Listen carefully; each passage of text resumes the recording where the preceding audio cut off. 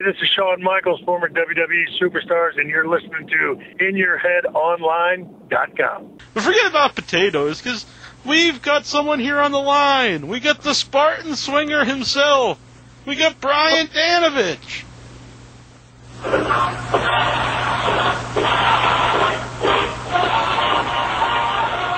When I walk through it.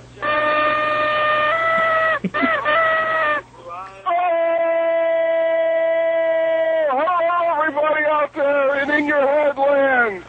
What a wonderful day it is. It's a Wednesday night. Everything's right. And I have never smoked a potato in my life. So, gentlemen, I hope you will still accept me on this show because we're going to have a very, very, very fun time. A lot to talk about, a lot to say. Questions will be answered. Answers will be questioned. And I am ready out of the chute. Let's do it. I'm going to shut this off unless you guys like Sinatra. But, Frank, here's a deuce. Go have a good time. Frank Sinatra, thank you very much. Old Blue Eyes. Yeah, he was in the room with me, but he had to leave. Oh. We pass potatoes all around. Potato for everybody. You guys come up with some weird shit, man.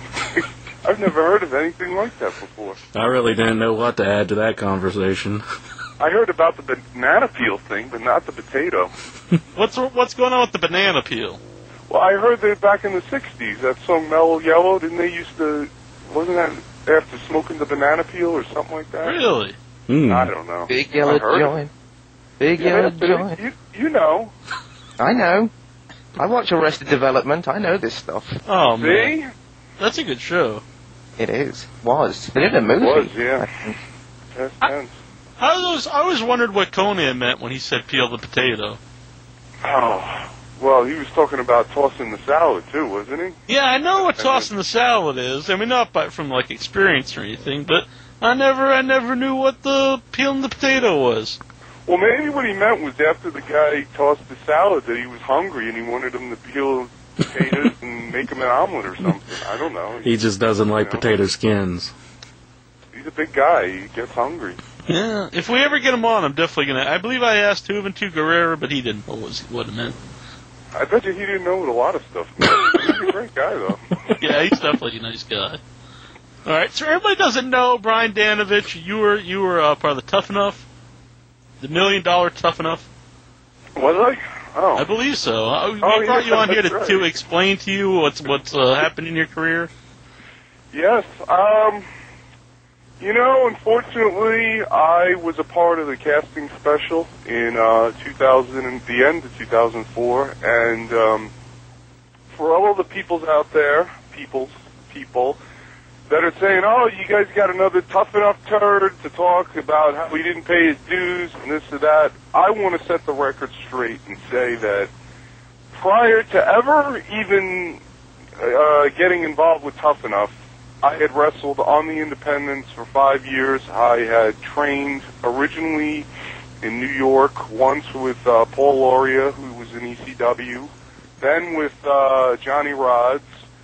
Johnny was more worried about his pictures on the wall, his Hall of Fame plaque, and never really got in the ring. So I at the time said, you know, I got to find a place where I could train, and HWA was all over the TV, MTV, it was on 2020, so I went out there, busted my ass, and left there, got hurt, nothing was getting better on the indies. One day I'm in the gym, see Taz talking about Tough Enough, 60 seconds, show us what you got, I did, and that's how it began. But, you know, I could see why people get pissed. They say, oh, there's Tough Enough guys, they didn't pay the dues, because I was on the beach and I felt the same way, and I looked around at these people and I was like, they don't even know anything about wrestling. There was guys there that said, oh, I don't know nothing about wrestling. My girlfriend was watching it, and she thought I would make a good wrestler, so she sent the tape in. So, I'm not one of those people fans. What kind of percentage would you say, like, the people that were actually on Tough Enough had, like, wrestling experience, or were just, like, fans who sent stuff in and had never pursued wrestling at all? Well, Mr. Anoff, I have to say that, you know, including myself, there was a guy from New York Wrestling Connection, Drew Hankinson, who's now doing the Festus gimmick. Miz, who I'll talk about later on, he had trained and then went on to do the reality thing. I know for a fact there was a guy from Ultimate Pro Wrestling there. But outside of that and myself, there was a guy that was on the Adam Sandler movie, the one that everybody was in. He was like Captain Insano? No, the one where Austin was in it. It was the Burt Reynolds remake, the football one. Oh, Longest Yard, yeah. Yeah, so, that guy, Pewter, the whole mixed martial arts thing, which when he won it, I mean, I couldn't believe it. I said, holy shit, holy whatever. But, everybody that was there, listen, when I got to California, I was literally walking around in a powder blue tuxedo. And a top hat, glasses, just like I am now. By the way, what the hell kind of television show is this? I'm sitting here in a powder blue tuxedo, a top hat, I got a horn, I got glasses on, I'm on a telephone. Where are the cameras? Where are the microphones? What kind of TV show is this? Jack, you didn't tell him? I forgot to mention that small little detail, that this is actually it's an audio show, not a visual show. So you mean I got all dressed up, I got showered, I shaved, I took care of my boys, everything, just so I could sit here and talk on the phone? Nobody's going to actually see me right now? I mean, if this was on TV, I'd be wearing pants right now.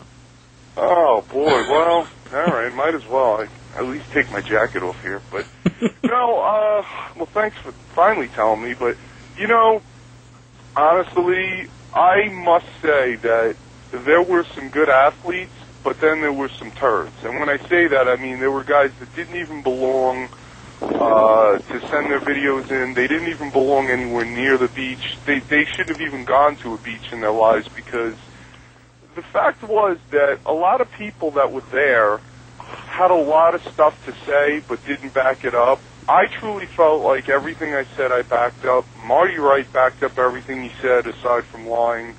And I think a few other people did too, but the thing about it is some of these guys didn't realize, I don't care how big your arms are, I mean, not as big as 1 inch over there or however big, but you got to be able to talk. You got to be able to be entertaining. You got to be able to, make some money for the company. I don't care how good you look, how ripped your abs are, how nice your ass looks when you go ahead and flex it in a pair of Speedo tights.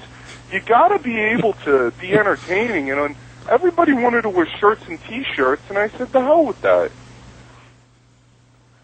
We got a couple callers here, so let's get to them quick. Area code 216. Yeah. This is Adam. Hi, Adam. You got a question for Brian Danovich? Yeah, well, it's about the Ultimate Warrior.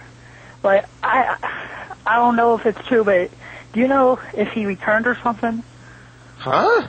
Is this what you're calling to ask me? How about it, Brian? I'm going to answer your question. Yes, the Ultimate Warrior was on a show in...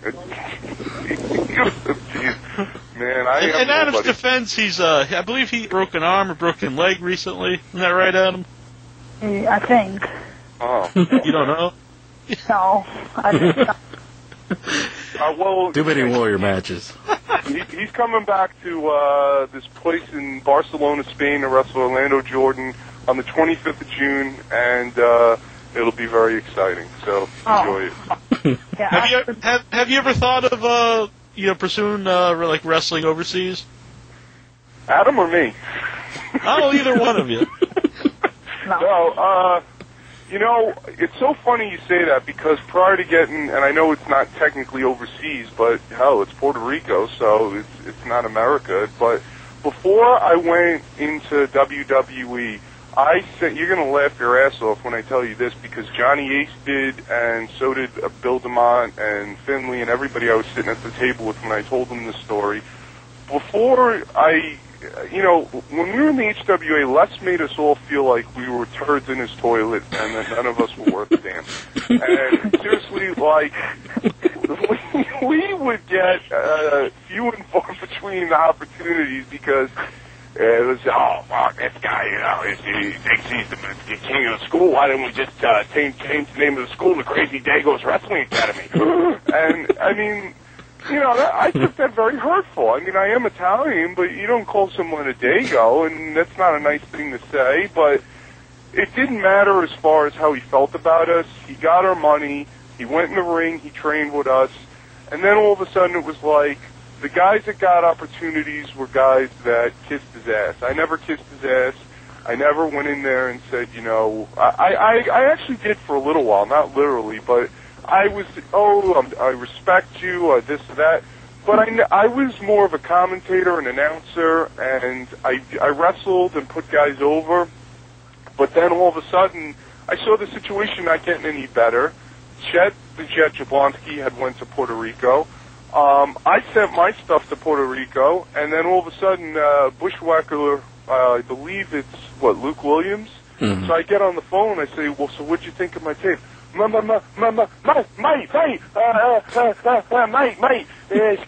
settle down, mate, settle down.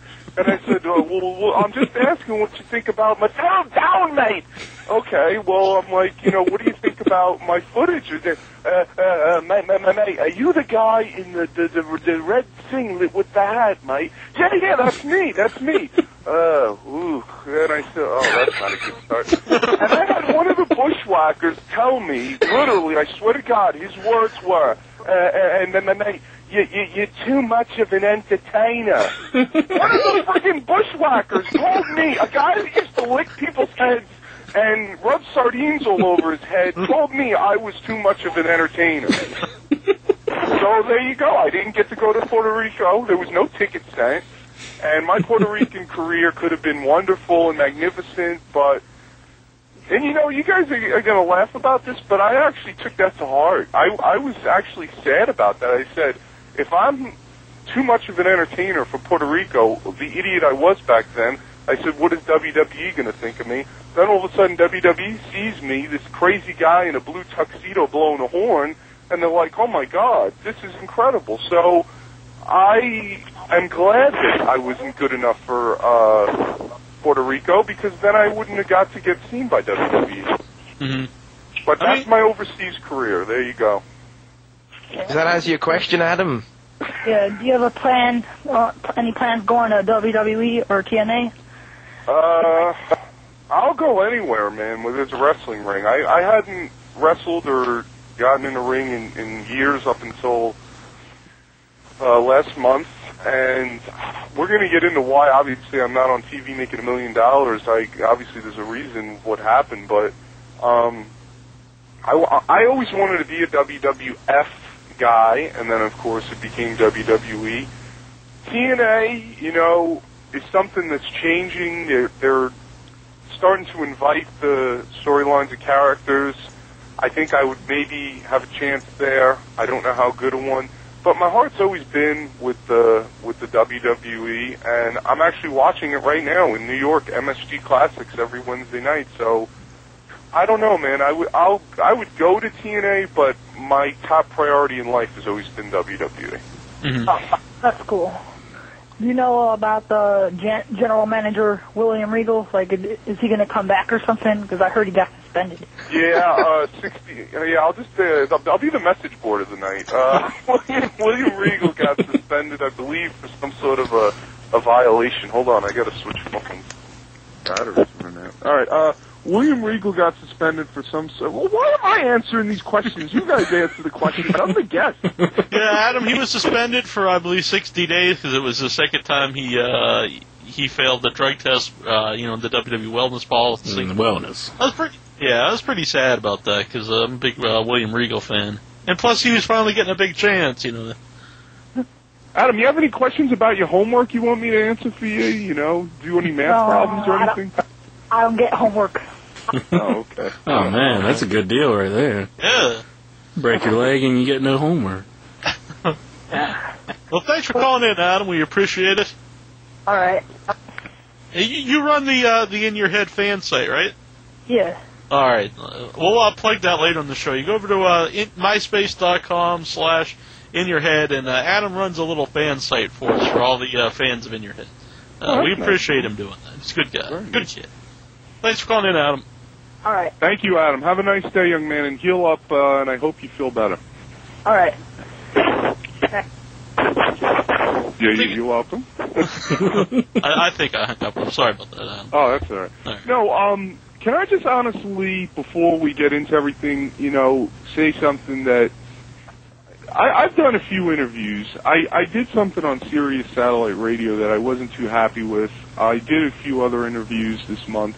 I had all these plans in my head of this big comeback over the summer and going to training camp and trying out and then being signed by the end of the year. It's not working out like that for me right now because of the way things are going, but I just really would like to let people know what happened to me and why I'm not on television, why I didn't get the opportunity of a lifetime.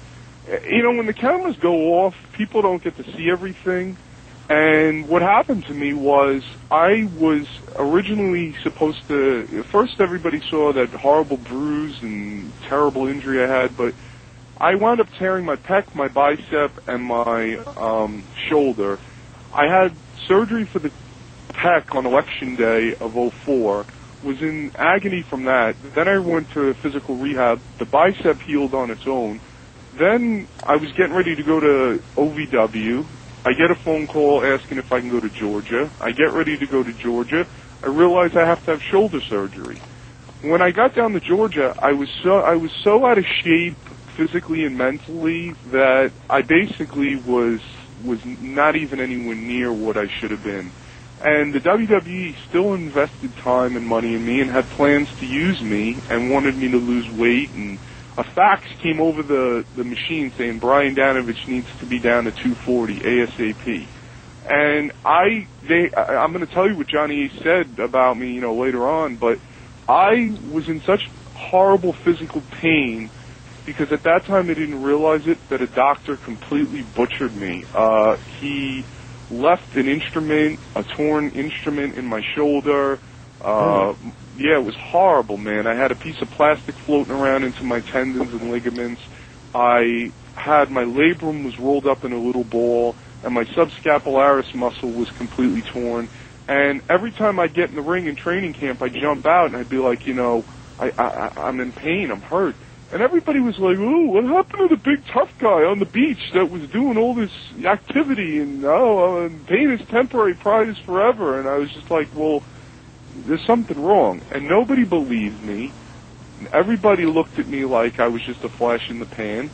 And unfortunately, I couldn't live up to their standards, and that's what happened. And I left, found a decent doctor, and he tried to correct me as best I can. So that's why Brian Danovich never went onto TV to become a multimillionaire and sell lots of toys.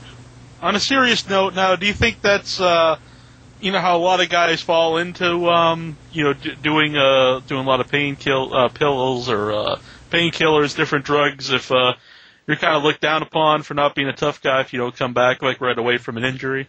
Well, I'll tell you right off the bat, honesty is the worst policy, and I'll tell you why. Because I confided in Bill DeMott, and I confided in Jody Hamilton and Johnny Ace, and I said to them how much pain I was in, and I was on a medication that I'm not proud to say the name of it, but it's called Oxycontin.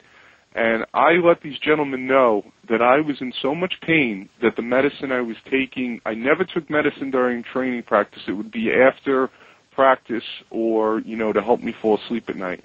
And I basically said, you know what, I am in so much pain and the medicine that I've been prescribed is not even helping me. I don't know what to do. And Johnny Ace's words over the phone were to me, Brian, do you like money? And I said, yes, I do like money. And he said, well, don't worry about your pain. You're going to have more money than you know what to do with. Try to deal with it, and, I got to go. And then I was like, okay, and that inspired me, but it didn't help the situation that I had a completely torn shoulder and a foreign substance floating around poking at things. If I took someone into a headlock or swung a clothesline, I felt like I was being darted with a knife. So to answer your question, yes, everybody's looked down on, oh, that guy's popping pills. Oh, until you feel any type of intense pain. When the surgeon came out and told my mom. My mom said, why did he have to be on so many pills and this and that? And my mom looked at the surgeon. The surgeon said, "Ma'am, Mrs. Danovich, if you know what I just found in your son's arm and saw, I have never seen a butcher job that horrible in my life. It's no wonder he wasn't on triple the amount of medicine he was on." And unfortunately, people don't ever want to hear that. You get told, I got told by an executive, I'm not going to say his name, but, oh, well, no matter how bad your pain was or whatever the injury was, nobody made you put the pills in your mouth. And it's like, well, what am I supposed to do? I'm not supposed to sleep. I'm not supposed to be able to just be in pain all the time and feel like someone's stabbing me. So, of course, you look down upon people, oh, that guy's a drug addict, whatever. Well, then anybody go out there, run an obstacle course with a torn pectoral and bicep, and then talk to me and see how you feel. Mm-hmm. We got another call here. We got Dwayne on the line. What's up? You got a question for Brian? Yeah, can I ask two questions if I promise neither of them is about the Ultimate Warrior? That's fine by Brian. Yeah. All right. My first question is, do you think Tough Enough is kind of like American Idol, where once it's over, they really only cared about the ratings, and then they're just going to throw away whoever wins it? I don't know. I mean, to be honest with you, I didn't give a shit about the ratings. All I cared about was not getting $1 million, getting my opportunity. I think that Tough Enough was at the time as the WWE's reality show of, okay, well, we're going to let people see what really goes on and what it takes to become a wrestler, and everyone says how fake it is. Well, okay, if you want to come on the street and try it. And do they frown upon it once it's over? Well, I don't know. A lot of guys on TV right now are from the Tough Enough genre, so to speak. You look at a lot of guys like Miz, Morrison, the Boogeyman is not there right now, but Festus. I mean, I can go on, but the leader of the Spirit Squad. So WWE sees it as an opportunity to discover talent. Vince, the way Tough Enough came about too was when Vince bought up all the territories, he realized, oh shit, now I don't have a way to find new talent, and he came up with the Tough Enough idea. It's worked. It hasn't worked. But it's an opportunity for guys to get their foot in the door. I mean, do you think there is no foolproof place to find guys? I mean, there's people that have come up through Ohio Valley that's worked, and ones that haven't worked, and so no place is going to be foolproof where everyone works that comes through here, or everyone doesn't work. Yeah, absolutely, man. Hell, one of the reason I tried out for Tough Enough because. We'll get into Dean later, but, Dean and I were busting our ass on these indie shows, and we would go to these shows and be promised, oh, there's going to be a scout tonight from WWE, there's going to be a scout from TNA.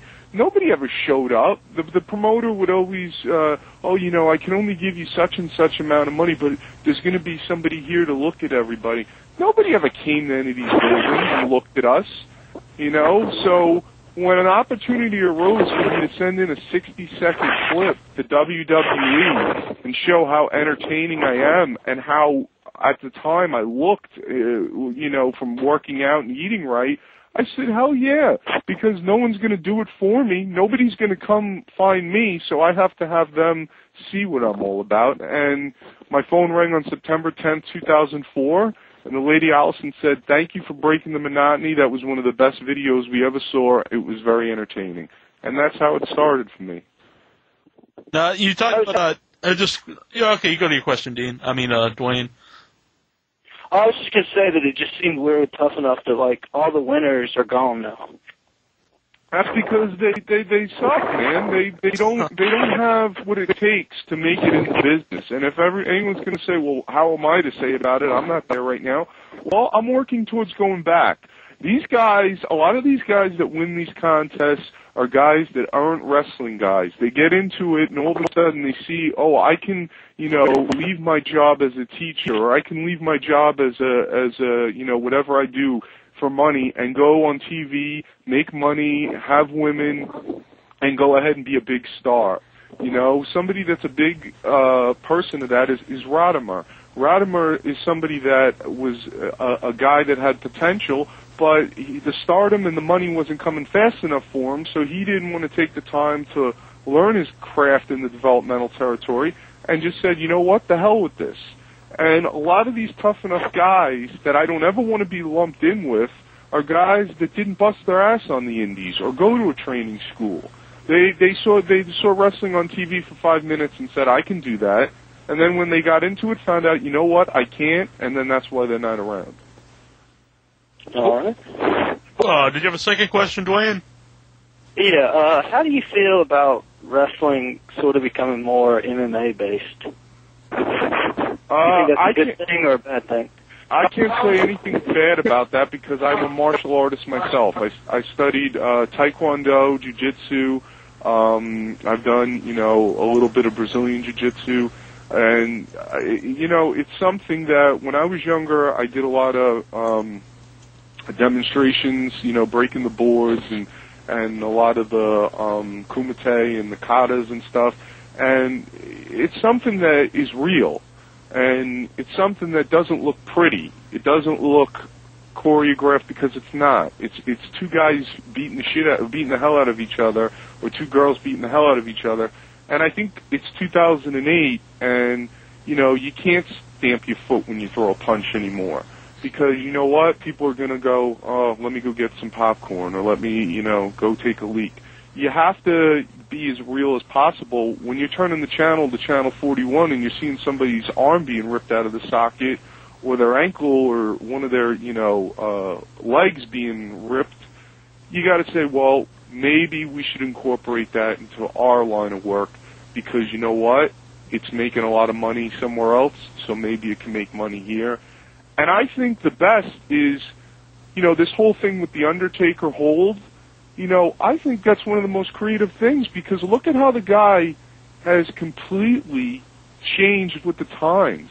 He started off, you know, dropping people on their head, and now all of a sudden he's making people tap out, and they're all bleeding, and it's the evolution of the business, and it's something that I think is beneficial to...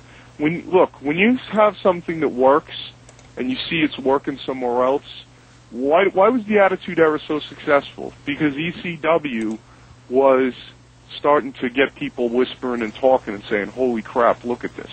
So they incorporated that into the product. Now the way MMA is successful, they're incorporating that into their product, and they're wind up with people saying, wow, look at that, that's insane. He's going to tap. Oh, he's not, he is.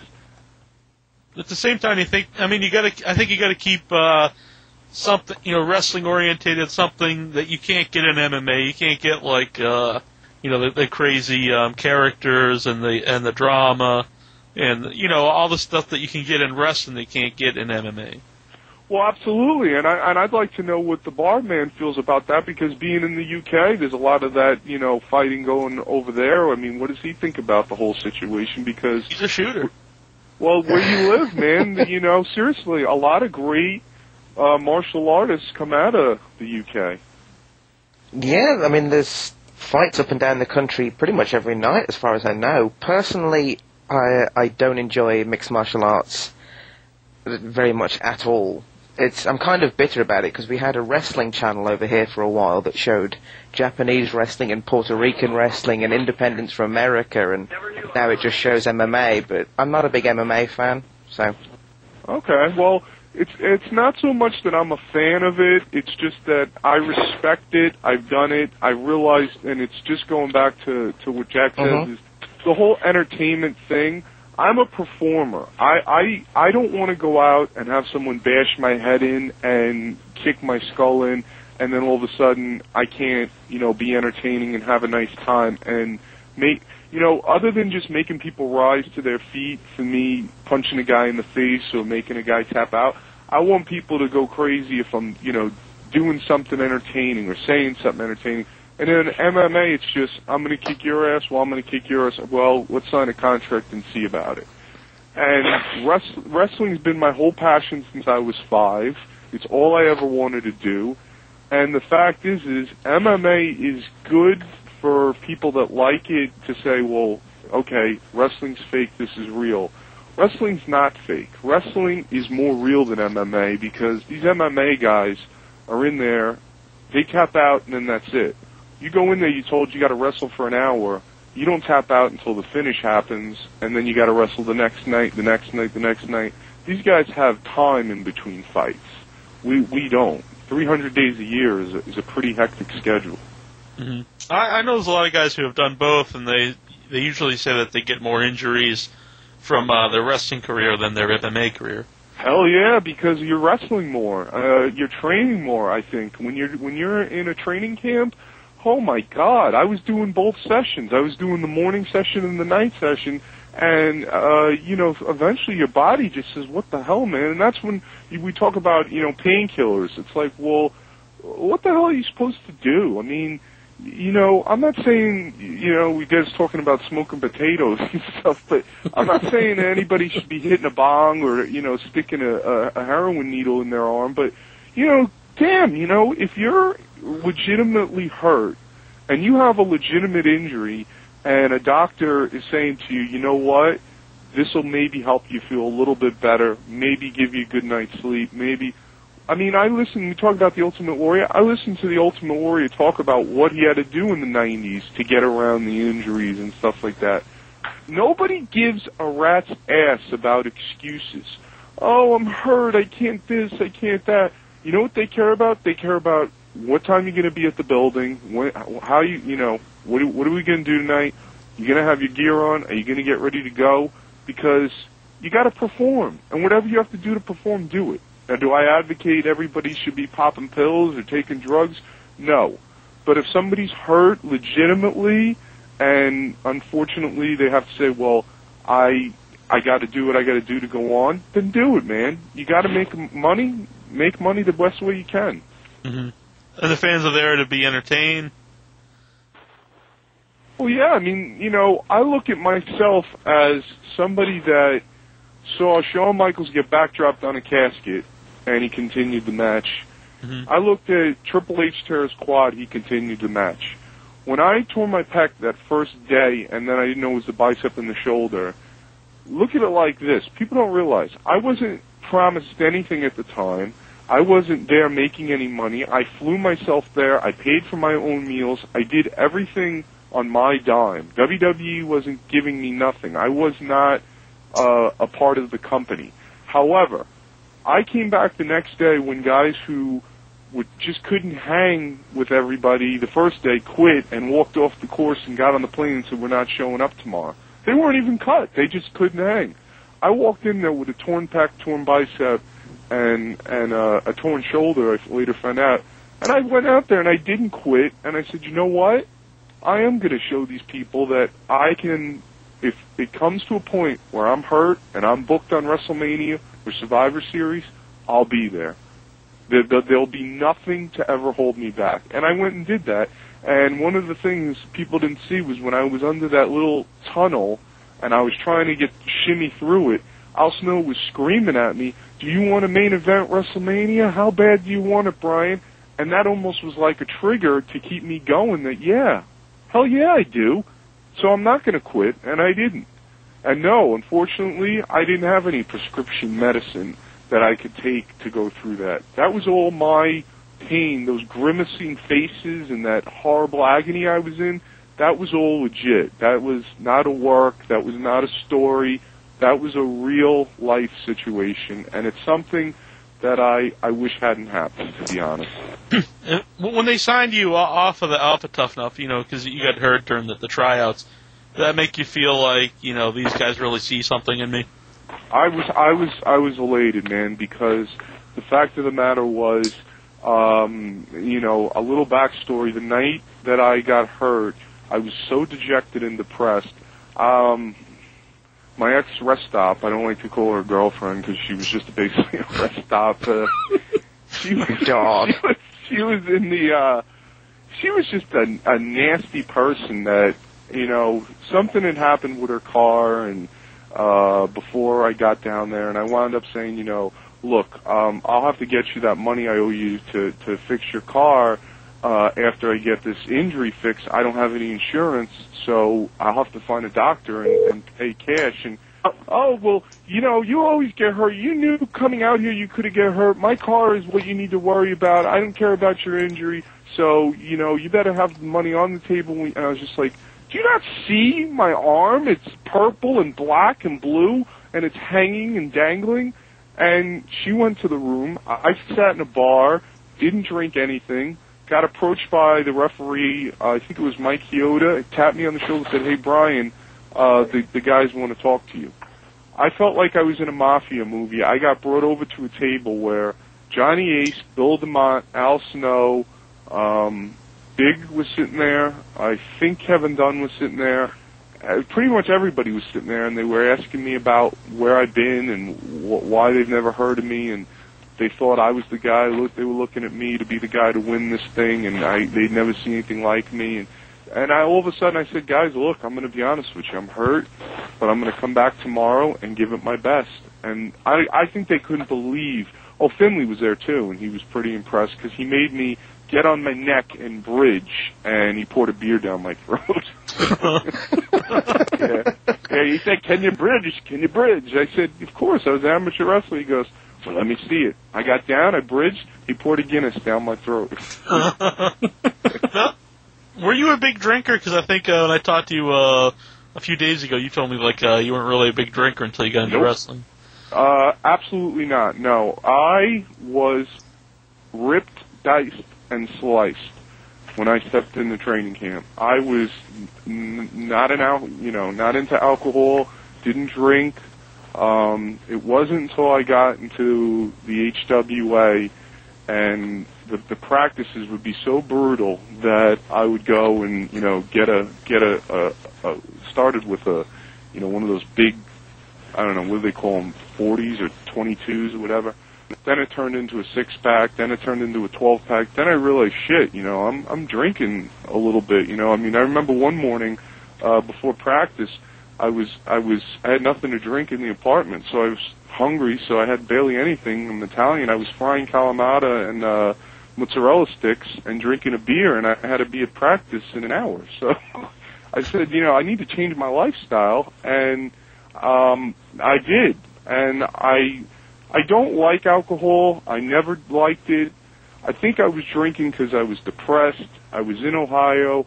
Nobody, and I'll get into it, nobody really understood me because I went in there with the attitude these guys are either a bunch of guys that don't love wrestling as much as me, or they're not going to make it. They're just going to be guys that eventually get weeded out. And that eventually did happen, but I had the wrong attitude. I went in and I said, I'm going to have the body and charisma of Von Erich, the wrestling skill of Flair, and the drawing power of Hogan. And Les was like, well, in 6 months you're going to have this? I said, yeah. And I was wrong.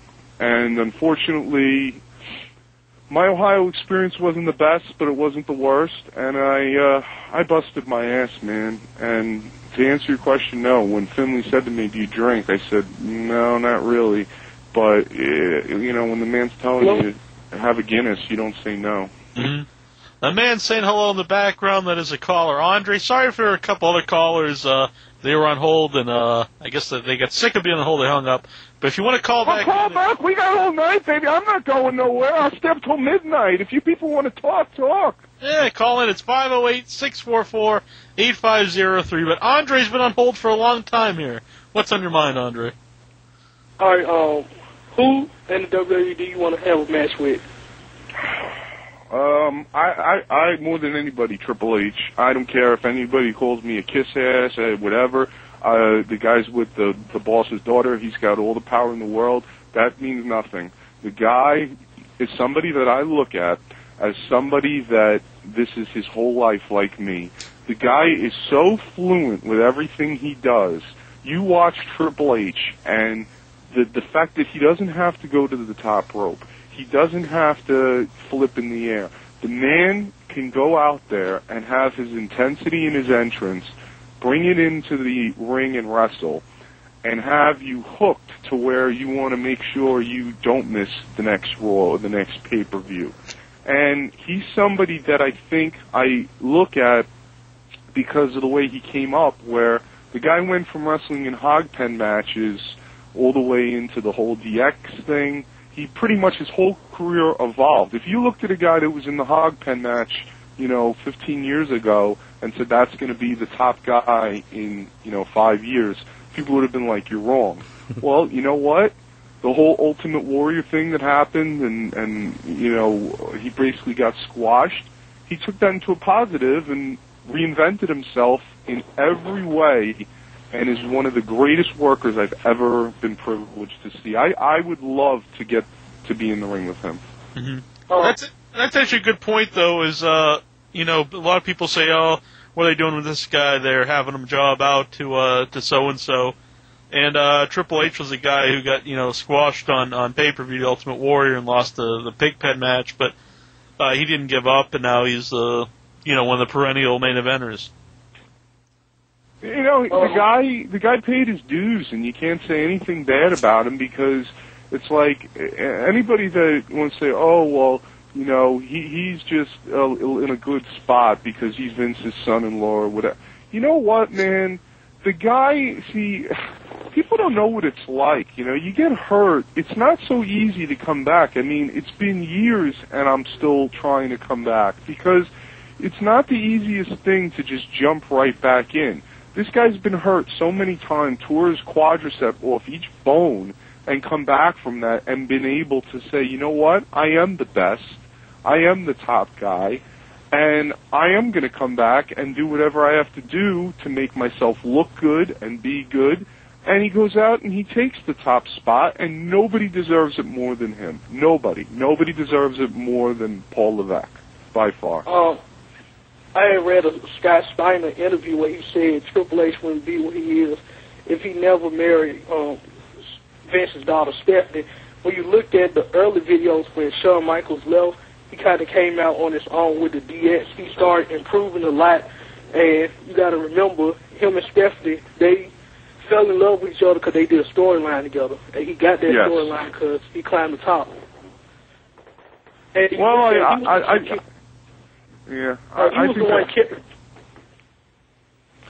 was the one carrying the company in 2000 when Austin was gone. Yeah. I think that's BS because, everybody has a reason to say why somebody has something because they're jealous.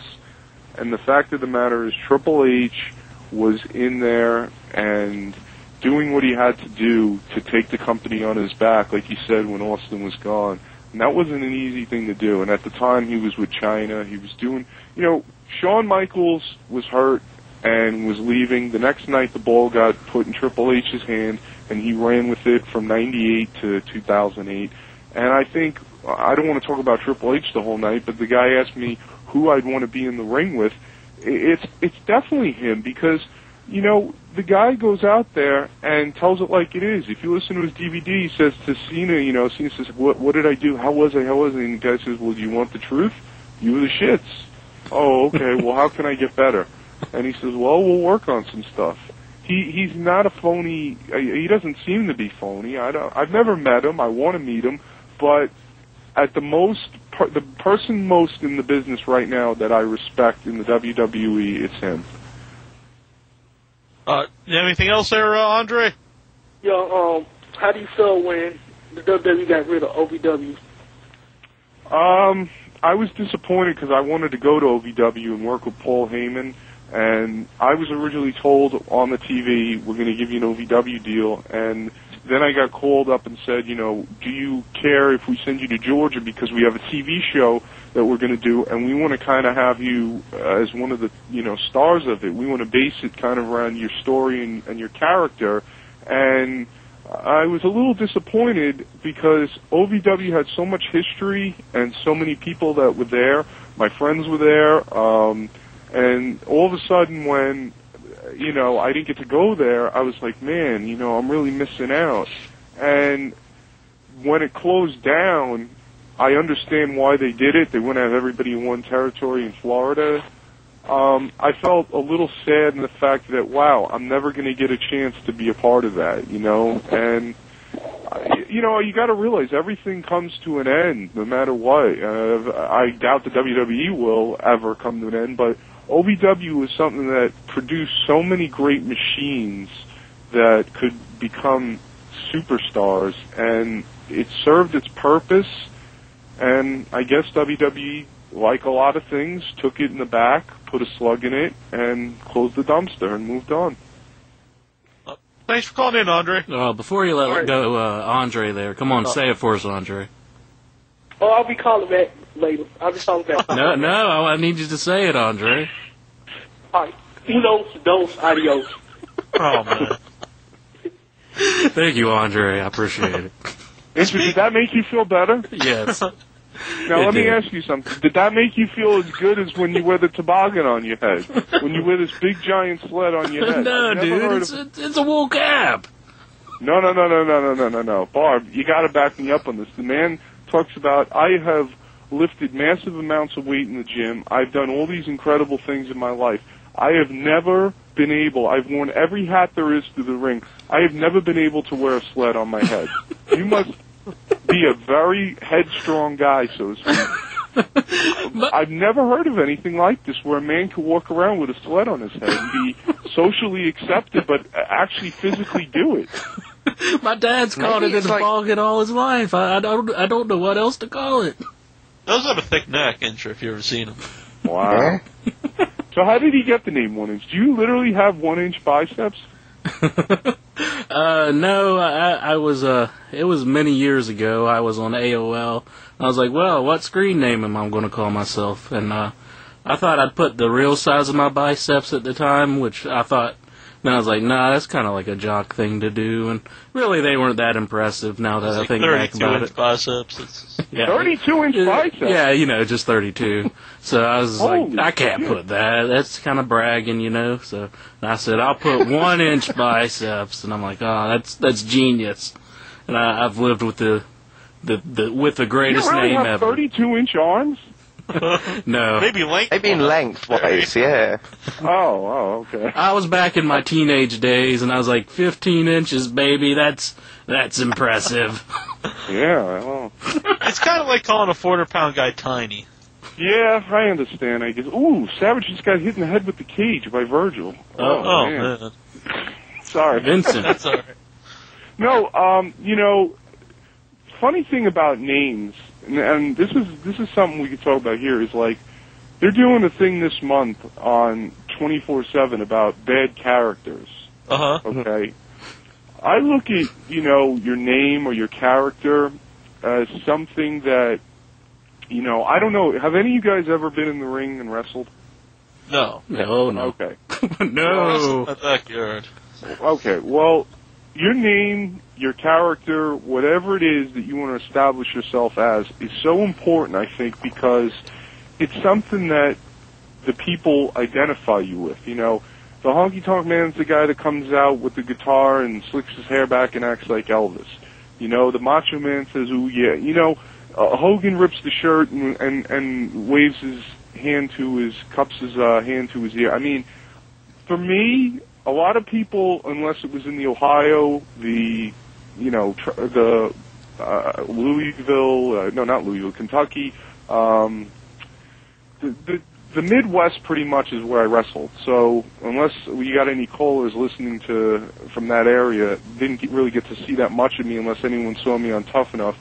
I put so much into my character and to my name that, the Spartan Swinger, when I came up with that, I said, that's a pretty catchy name, but it took a while to get to it. I mean, first I said, well, how about the Swinging Spartan? And everyone's like, that sounds gay. And I said, yeah, no offense to anybody that's gay out there. There's nothing wrong with that. It's but all right. The name itself sounds, a little, the Swinging Spartan, So I literally sat with the dictionary, and I remember I came up with the name, and then I started to get all these goofy outfits and hats and shirts, and I said, you know what?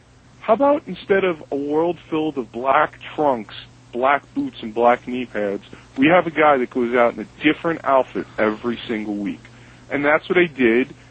Sometimes I would, do whatever, different moves in the matches, incorporate everything to be different, because I feel like if you're going to do the same thing and wear the same thing every week, it's like after a while you just feel like people are like, okay, we've already seen this.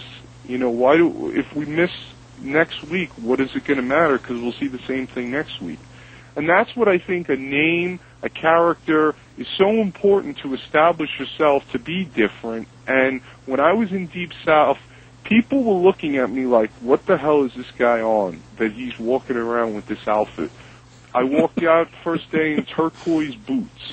People looking at me like, what the hell? And I said to Johnny, I said, Johnny, these people, don't seem to like me here because I wear the tie-dye, I wear the boots, I wear the outfit. He goes, don't worry a damn about any of those people. Vince isn't saying he doesn't like what you're doing. Stephanie's not saying she doesn't like what you're doing.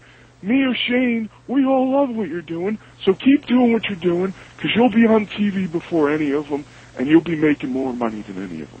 And I took that to heart, and I said, he's right. So, anybody out there, Raven talked about this on an interview. If you're going to go out there in a pair of black tights and black boots and think, well, you know what, Austin did it, Rock did it, I could go be a big sensation, establish yourself as being, even if you're the guy that wears the pink, bandana around his neck, be something different, Don't just go out there and wrestle and say, I'm going to kick this guy's ass.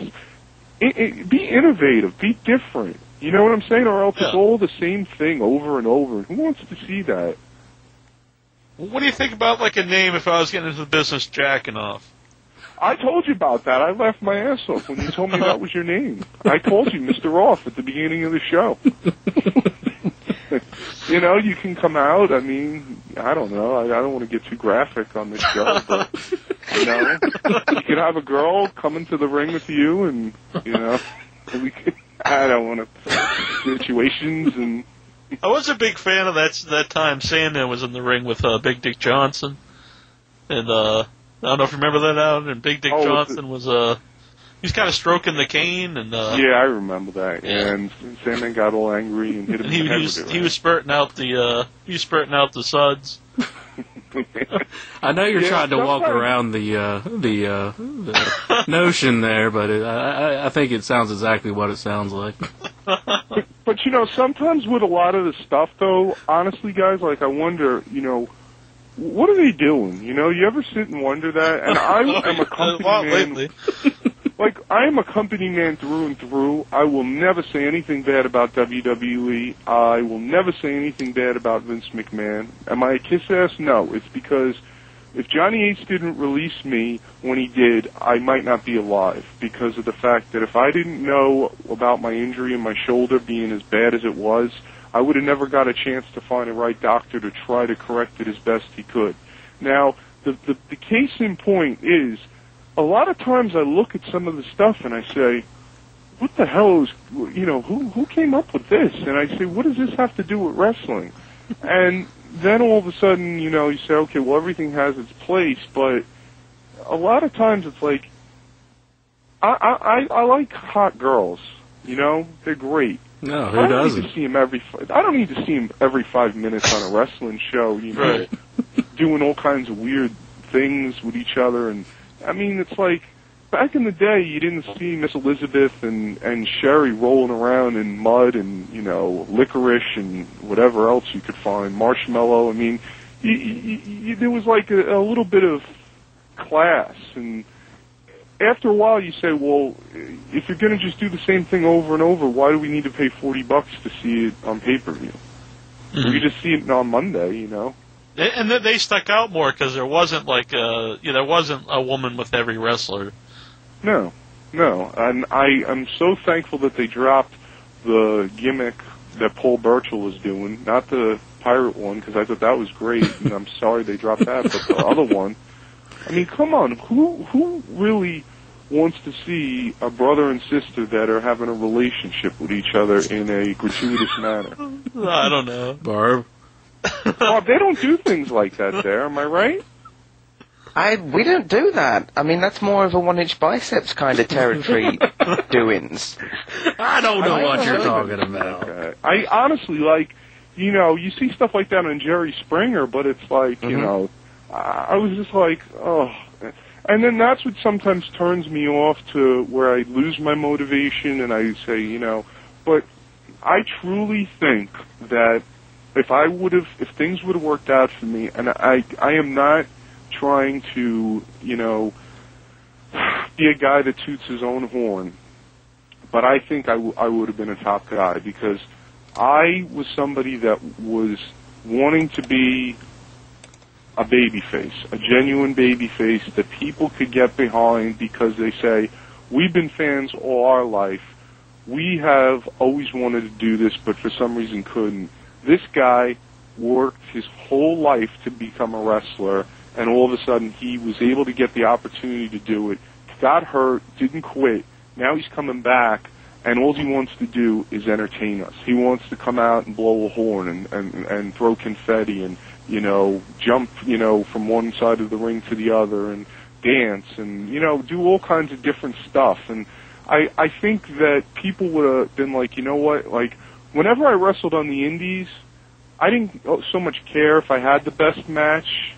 I cared if I made people smile the most and have a good time because I'm out there to entertain, you know? I'm out there to, listen, I can go out there in a pair of black tights, black boots, and wrestle my ass off. I wrestled amateur since the 5th grade, and when I got in the business, I learned how to wrestle. I learned how to chain wrestle. I learned how to mat wrestle. A lot of times, people tend to say, okay, you know, what else you got? You know, it's like, Dean even talked about on the show, he said about how that's not always what sells 100% is right. Two guys wrestling for an hour. We got a caller here on the line, and we'll get back to that. Who is this? This is Joe. Okay, Joe. Yeah, hi. Hi, Jack. I have a question for Brian. Yes, sir. Yeah. Hey, Brian, how are you, man? I'm good, Joe. How about you, buddy? Good. I can't complain. I noticed one thing. I was looking at your profile. You sort of remind me of Rico from WWE back in the days. You know, with the hat and the whole outfit kind of thing. Did it ever cross your mind? Another thing, also, your last name. Like, maybe why don't you just give yourself a different name, like sort of like what this guy did. What is it, Chris Masters? No. I was, wrestling as Brian Carlucci on the Indies. I don't ever really remember Rico wearing a hat. I don't know. Did he? I don't know. If he did, he did. But I think you're just seeing one picture of me, man. That's, I wore the Italian flag, an outfit that was like the Italian flag. I wore tie-dye. I mean, if you go to spartanswinger.uni.cc or something, and you could see a bunch of pictures, I wore a different outfit every show. You're just seeing one outfit and thinking that's my whole gimmick. I mean... No, but it was cool, don't get me wrong. I thought it was, it's cool, man, I mean, think Rico's retired anyway, Did you happen to see me on the Tough Enough special or no? Yeah, I saw a few of them. I remember with the one with what's his name? I was the one on the beach. I was the guy that got hurt, and if you saw, the first day I came off the bus in a powder blue tuxedo and a top hat, and then when I'm on the beach, I'm wearing tie-dye clothes and headbands and armbands, and, so I believe in, being different and not conforming to being the same as the next guy next to me. Yeah. When I saw the picture on my banner over at InYourHeadOnline.com, I thought he looked more like one of the fabulous ones. Yeah, and it's so funny you say that. When I was down in Deep South, Steve Kern was actually a guy that was so nice to me that when I did my promos in the room, and this is one of the things that I think kind of, hurt me with the boys a little down there, was I was sitting in the bleachers because I hadn't been medically cleared to wrestle, and Steve Kern comes out in front of the whole class and says, I listened to everybody's promo and saw every promo here today, and there's only one guy that I can say has his S together. One guy that I saw that could go on TV right now and be entertaining, and if he had to, remember a line or do something, and it's that guy right there. And he pointed to me, and he goes, that guy came in, he sang, he had props, he's throwing shit in the air, he's got all these different things, he's kicking his leg in the, And that made me feel so good, and I said to him, I said, man, what an honor it is to have one of the fabulous ones say that to me. And he said, yeah, he goes, you know, by the way, I think that's Stan's hat. So I said, oh, okay, well, cool. So he said, all right, well, thank you. But no, man, the whole vest and bow tie thing, yes, I know it had been done, but I never really saw anybody ever wrestle in a cummerbund and, you know, the stuff I wrestled in. I just felt like I was working security for so long in the HWA, and every week I was seeing everybody come out to the same song, do the same thing, wear the same thing, and I said, you know what, when I get my shot, I'm going to literally, you know, be completely above and beyond.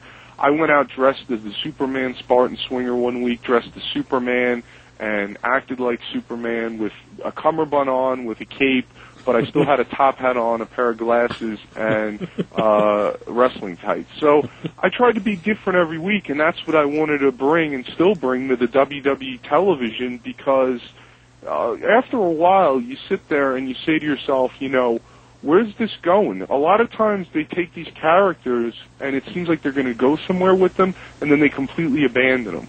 Mm-hmm. Is there anything else, sir, Joe? Joe left us. How about Jai? Hello? Jai, you got a question for Brian? Excuse me. What'd you say? Are you okay? Yes, I'm okay. Somebody asked me a question. All right. You know you're on the radio right now, right? Yes, I know. How do you think Tough Enough is compared to any other wrestling school? Bro, I can't give you a definitive answer on that because I don't know if you know my story. My first ever situation on the beach, the second day on the casting special, I got hurt, so I wasn't able to partake in the schooling of Tough Enough. So I saw what went on. I wasn't a part of it. How do I think it is? You know, I think Al is a great trainer and a great person. He had a school for years. So anything Al is running has got to be good. I heard the guys tell me what went on when they were there. So I think it's something that they're learning what they need to learn, just at a more elevated level than you would maybe say if you went to a wrestling school, because, you know, you're in the WWE and there's money riding on you, and they want you there as fast as possible if they can, but they want you to be good as fast as possible. So I guess it's something that served its purpose. I think they're going to bring it back. If they do, I hope I could be a part of it. And I think that, you know, the best thing, if you're asking me about wanting to become a wrestler, I'm going to tell you, wrestle amateur in school, then find a good wrestling school, hit the gym, don't eat like crap, and just take every booking you can get. Can you clarify on that when you say that the school, you know, when you kind of saying like there's a difference between the schools? Between you mean wrestling schools? Oh, well, I'm saying Tough Enough. If you're going to enter in the Tough Enough, man, you either got it or you don't. Tough Enough. So you have to. So Tough Enough, you have to be ready, and the school will make you ready then. Well, yeah. I mean, Tough Enough. It's not a thing. You can go to any wrestling school and pay $5,000, and either way, they're going to take your money, and you can be there. But if you try out for Tough Enough, they got to accept you and tell you you're good enough, and then when you're there, you got to actually show every week that you're good enough. The same way it is in the developmental system. You know, you can get fired for doing something wrong, or if you're not good enough or something happens, you could be outed in an instant. So if you're going to say, oh, I want to try out for the next Tough Enough, don't get your hopes up in thinking that I'll send a video in and they'll automatically choose me.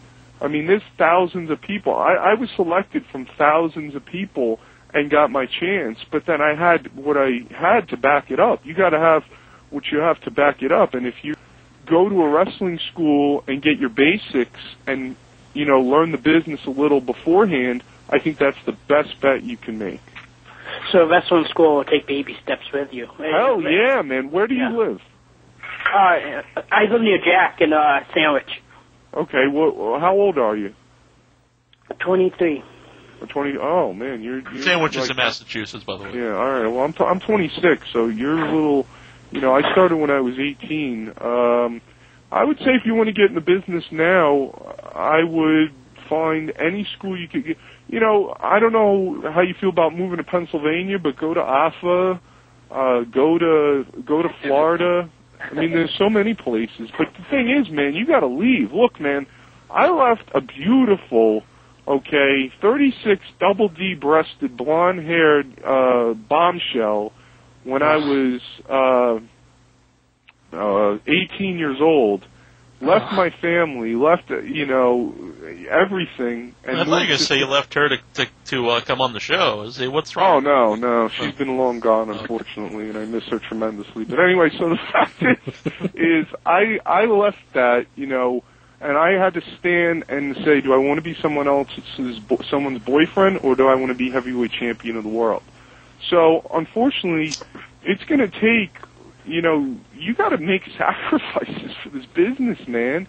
I have not had a lasting relationship that's my last rest stop was for 4 years, but, that was just out of convenience because of the business. But I have not had a relationship where I went into it and said, this is going to work, because I knew that the business always came first.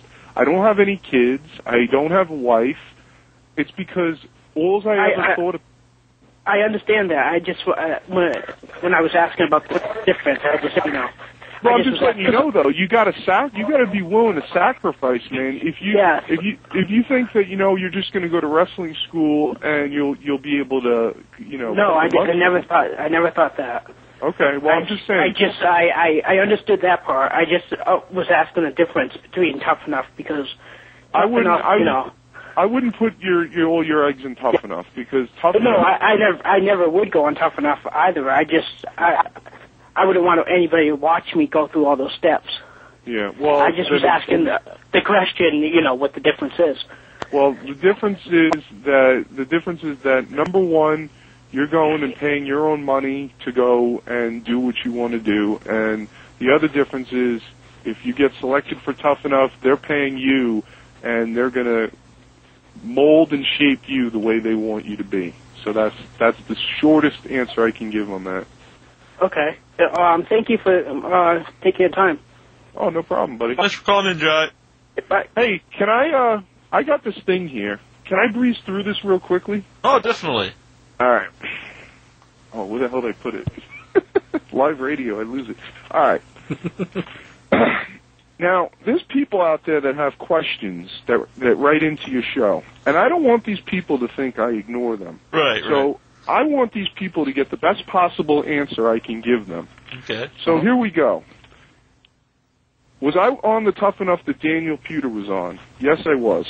That's question number one. Number two, my favorite Rocky opponent was easily Clubber Lang, because I think he kicked Sly's ass, and, I liked him saying, I pity the fool. Yeah.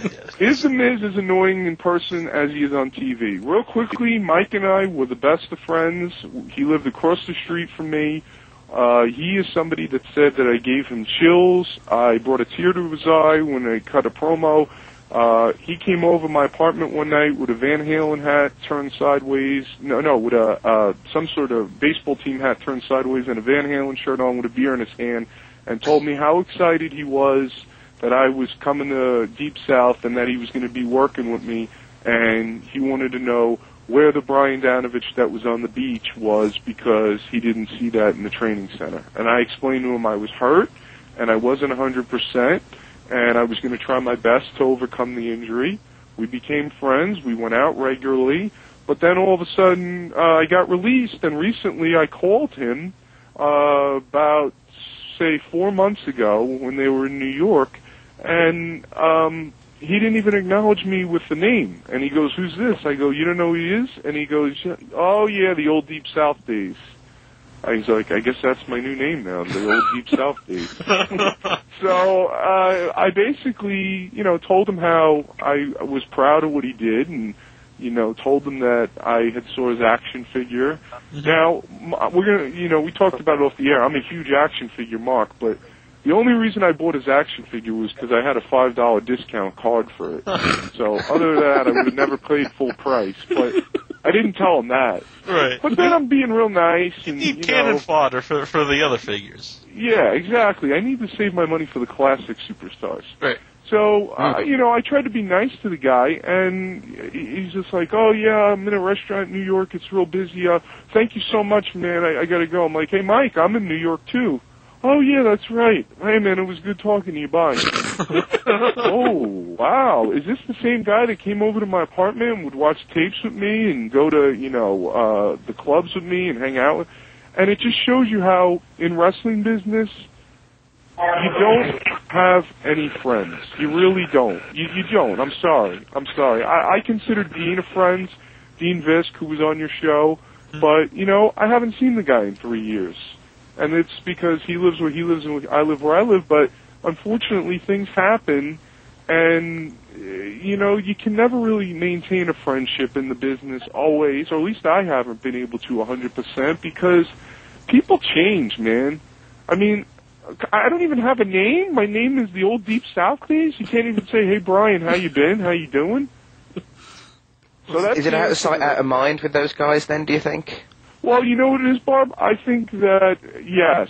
And I think that when you go and all of a sudden you go through this tremendous training and you bust your ass, it's almost like you want to put that behind you in your rearview mirror because you're on TV, you got one half of the tag straps, and you want to put the past in the past and not have to even think about it. And I think you're right. It is out of sight, out of mind.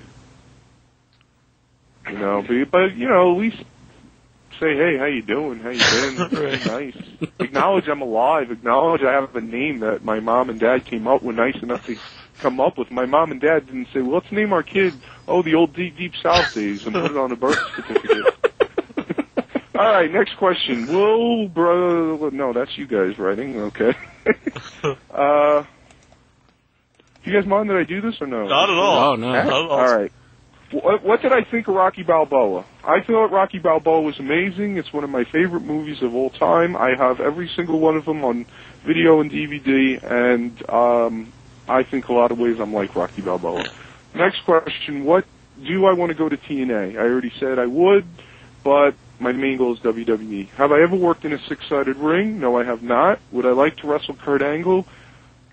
Yes, I would, but after my buddy Dean wrestled him, I would be a little nervous, but I would do it anyway. Do you think there is anyone better than AJ Styles? Yes, me. Next question. Oh, here we go, guys. We talked about this. This is the one. For all you people with little boys and little girls, put the hands over the ears, because these are the type of people that listen to your show. Sometimes I wonder, the show's called In Your Head, not Given Head, so I wonder where this question came from. So here we go. Did you ever meet Vince McMahon? I can't even do it. Did you ever meet Vince McMahon? Or did he or Pat Patterson try to, quote, fuck you up the ass? Now, to answer this question in a very serious manner, I have not ever been fucked up the ass by anyone, much less Vince McMahon or Pat Patterson. However, did I ever meet either one of them? No, I have not. Pat Patterson, I understand, is a very nice gentleman. I do understand there was an incident with Tom Zank. Nothing like that ever happened with me. And no, I have not met Vince McMahon, although he knows who I am. I don't think he would ever want to fuck me up the ass or try to fuck me up the ass. Oh, no, you're selling yourself short there. Well, if he had, I don't even want to say anything, but the fact is point blank, if I had met Vince McMahon for no reasons of ass play whatsoever, I feel I would be in the WWE right now, because I think he would realize this guy is wrestling 24/7. This guy has something good to bring to the table, even if he can't wrestle. He'd be good as a commentator, which I've done, an announcer, which I've done, and he can make us lots of money. So that's the answer to that question. Did I answer that one properly? I think so. I think you covered all bases. Now let me ask you guys a question. Oh, you're not going to ask us that, are you? Well, have Vince McMahon or Pat Patterson ever tried to F you guys up the ass? No. This is a sore subject for me. Oh, am I going to Barb's? Are you right? I'm sorry. That's not all it's sore.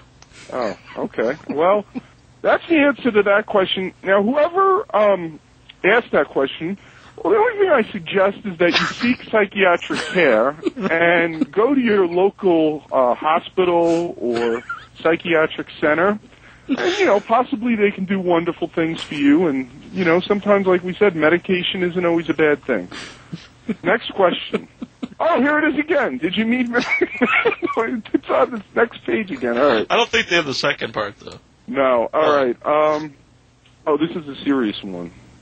Surprisingly, I actually saw Tough Enough on the DVD. It was $5, so that's why I bought it. I thought, why not? Anyway, my question is, how far do you... Yeah, $5. So the guy said, what the hell? How far do you think you would have gone if the injury didn't take place? Do you think Pewter deserved it in the end, seeing how it ended up? All right, let me just stop right there because there's more to this question. How far do I think I would have gone if my injury didn't take place? Guys, I'm not an egomaniac. I'm not tooting my own horn. I would have won the damn thing because those guys didn't eat, sleep, and drink wrestling.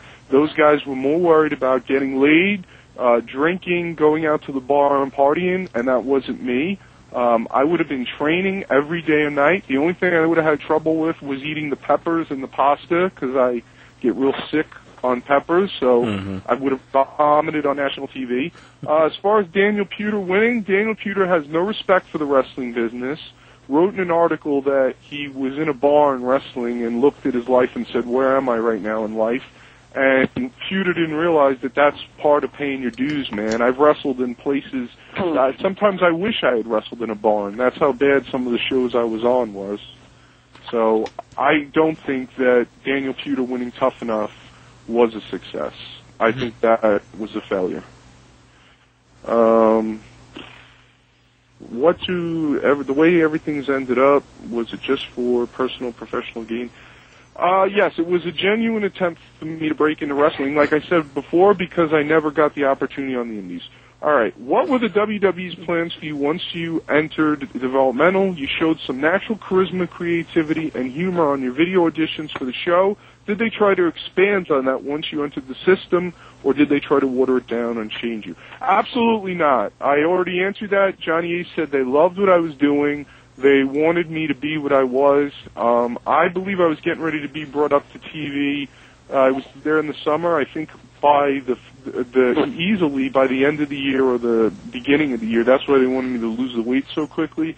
And I believe I was going to get to, be as eccentric as I wanted to with the different outfits and, the different sayings and logos. And pretty much that's the answer to that. I don't know. What do you guys think? Do you guys think I would have gotten watered down, or do you think I would have got to do my own thing?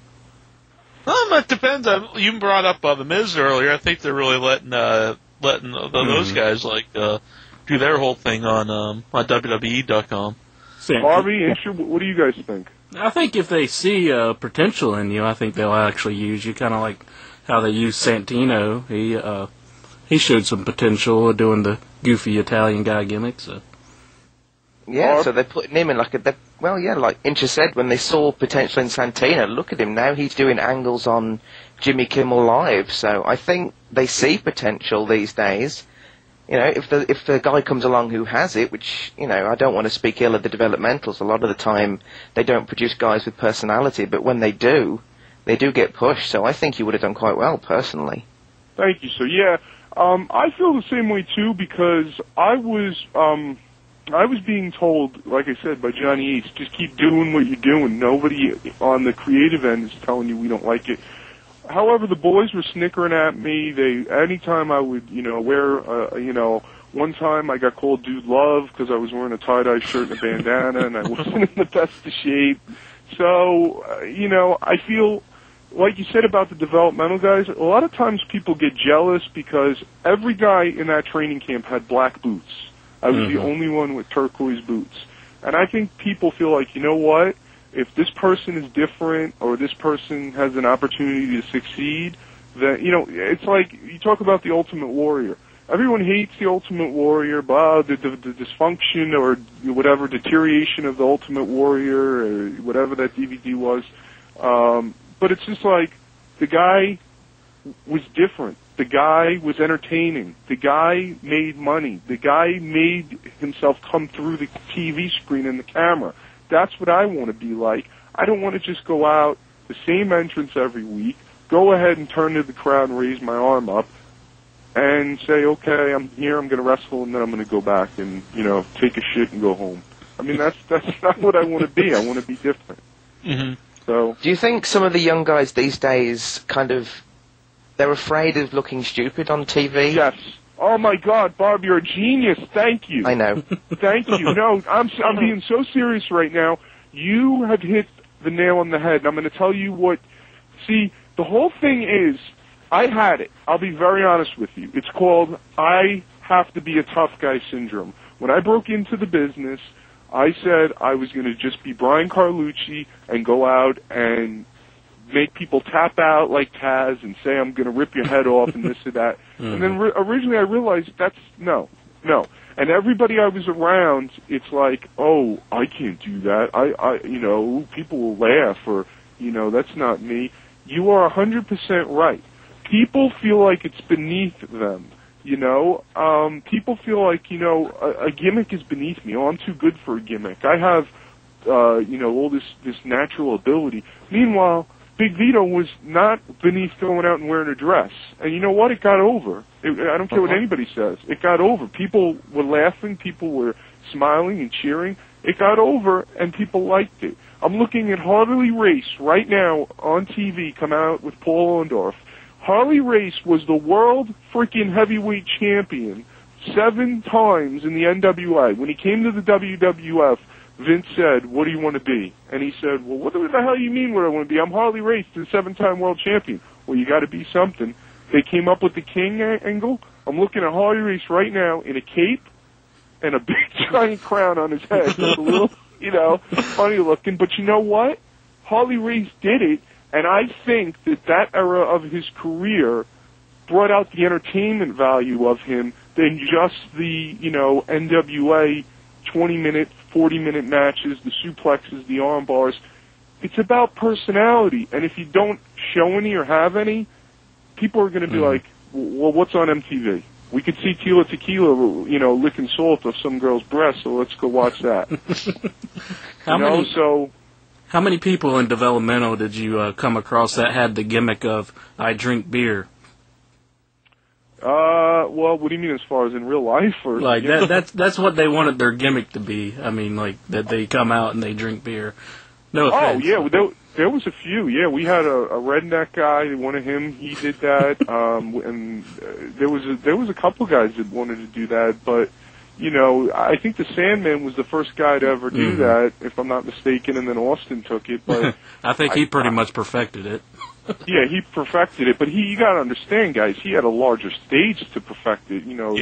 A bingo hall. I originally used to work security for ECW. They make that place look huge on TV. That place is a dump, man. And to make that place look as big as it does on TV, and then all of a sudden Austin is going out in a 25,000 seat arena. He's got a bigger stage to do it on. But Bob's right. The whole thing is everybody feels like, I'm going to look stupid. Do you think that when Roddy Piper was walking out in a kilt and coming to the ring, he thought, oh, I must look dumb. I'm in a skirt. No, you know what he thought? He thought, I'm the guy in the kilt that people are going to remember. I'm the guy who's innovative. I'm the guy that's going to be in the kilt and be in the skirt and be kicking people's ass. Mm-hmm. When people do gimmicks that are good, and they actually, when Dusty came in, this big, huge star, and they put polka dots on him, what happened? It got over. Mm-hmm. Both of us, Jack, have an action figure on our shelf with polka dots. Yep. So, a lot of these people that are too good for gimmicks, if you notice, the developmental system weeds them out because it's like, well, if you're not giving us anything to go on, then what more can we do? What can we do with you? Okay, we can make you a druid for The Undertaker. When John Cena comes out, you could be one of the guys with the Tommy gun. We could have you be security. But other than that, you're not giving us anything. It's like when you go fishing, you need to you need a bait. And a lot of these guys aren't giving the creative team any bait. That's actually the very first action figure that I ever bought that I kept in the package. Oh, the Dusty? Yeah. I have all of them, man. Anybody that wants to donate any classic superstars to me, feel free to, because if I've never done crack or heroin or any drugs whatsoever, but for me, the first minute I go and see one of those figures on the shelf, and then I bring it home and I open it, and I smell the plastic, and I take Ken Patera, and I have him swing Bad News Brown around in the full Nelson. Oh, man. It's one of the greatest feelings in the world. The swinging neck breaker. Yes. No, the swinging full Nelson. I believe he called it the swinging neck breaker, though. Was what he called it. Yeah, I guess he did. All right. How did the veterans treat the Tough Enough guys, considering they were taking someone's TV time? What veteran really helped you out during your competition? What veteran was a complete jackass? The veterans were very nice, and I think that when I was there for Tough Enough, Johnny Ace, everybody came up to me and shook my hand, with the exception of Bill DeMott, but everybody shook my hand. Bill DeMott said something very nice to me, then he took it back in developmental, and I think that the veterans aren't jealous of the Tough Enough guys, almost as like if they're saying, the business is changing, but you know what? We had to pay our dues. We had to be in a car, 7, 8 of us, and go town to town and wrestle. These guys are getting a chance to come right out of the chute on TV, get paid to train, and get their opportunity. So I think with me, they saw this guy had a wrestling past. This guy wrestled. This guy, puts his whole life into this. So I got treated a little differently. The best person to me, competition-wise, was Al Snow. He basically was nothing but a gentleman and respectful to me. When he sat down at the lunch table next to me and made me feel like an equal, and then Bill DeMott and Finley, who's another great guy to me too, who said some of the nicest things in the world to me. A quick thing about Finley, he was eating a bag of Doritos. And this is funny because he was eating a bag of Doritos when I was leaving to say goodbye. And he's eating this bag of Doritos, and I go to say goodbye. And the gentleman, I guess it's in the Europe. I mean, the generosity and the elegance of this man. He took his hand out of the Doritos bag, and he wanted to shake my hand. So instead of shaking my hand with Doritos all over his hand, he wiped the Dorito crumbs all over his nice, pants, slacks. And got all the Doritos residue off his hand, and then shook my hand. I thought that was very nice because I didn't want Doritos on my hand. Yeah, I don't think Barb would do that for me though. Well, at the time, Finley, I wish you guys could have seen everything that happened after the camera, didn't show. But he said some of the nicest things to me. That he said that I showed him, made him remember what it was like to have that initial passion and drive to want to be in the business and want it so bad. And he said, thank you so much for making me remember what it was like to have that. And when you got a legend like that telling you that, right away you go from having Les Thatcher tell everyone that, you guys all suck, to Fit Finley telling you that you damn kid, you did pretty good here. Right. Pretty impressive, Mm-hmm. I don't know, someone man. talking in the background. Sorry. I think I'm out of questions. Oh, wait, maybe I do have more. Should I keep going or no? Well, we got a couple callers here if you want to get to them real quick. We got James here on the line. Hey, it was me talking. Sorry about that. How you doing, buddy? Is it my turn to talk? Yeah. Go ahead. Okay. I was wondering, wanted to say what's up. I was wondering if you could book yourself in any time in wrestling, any time current or in the past, what faction would you be in? What wrestling faction would you be in and why? Oh, okay. Any organization or anything?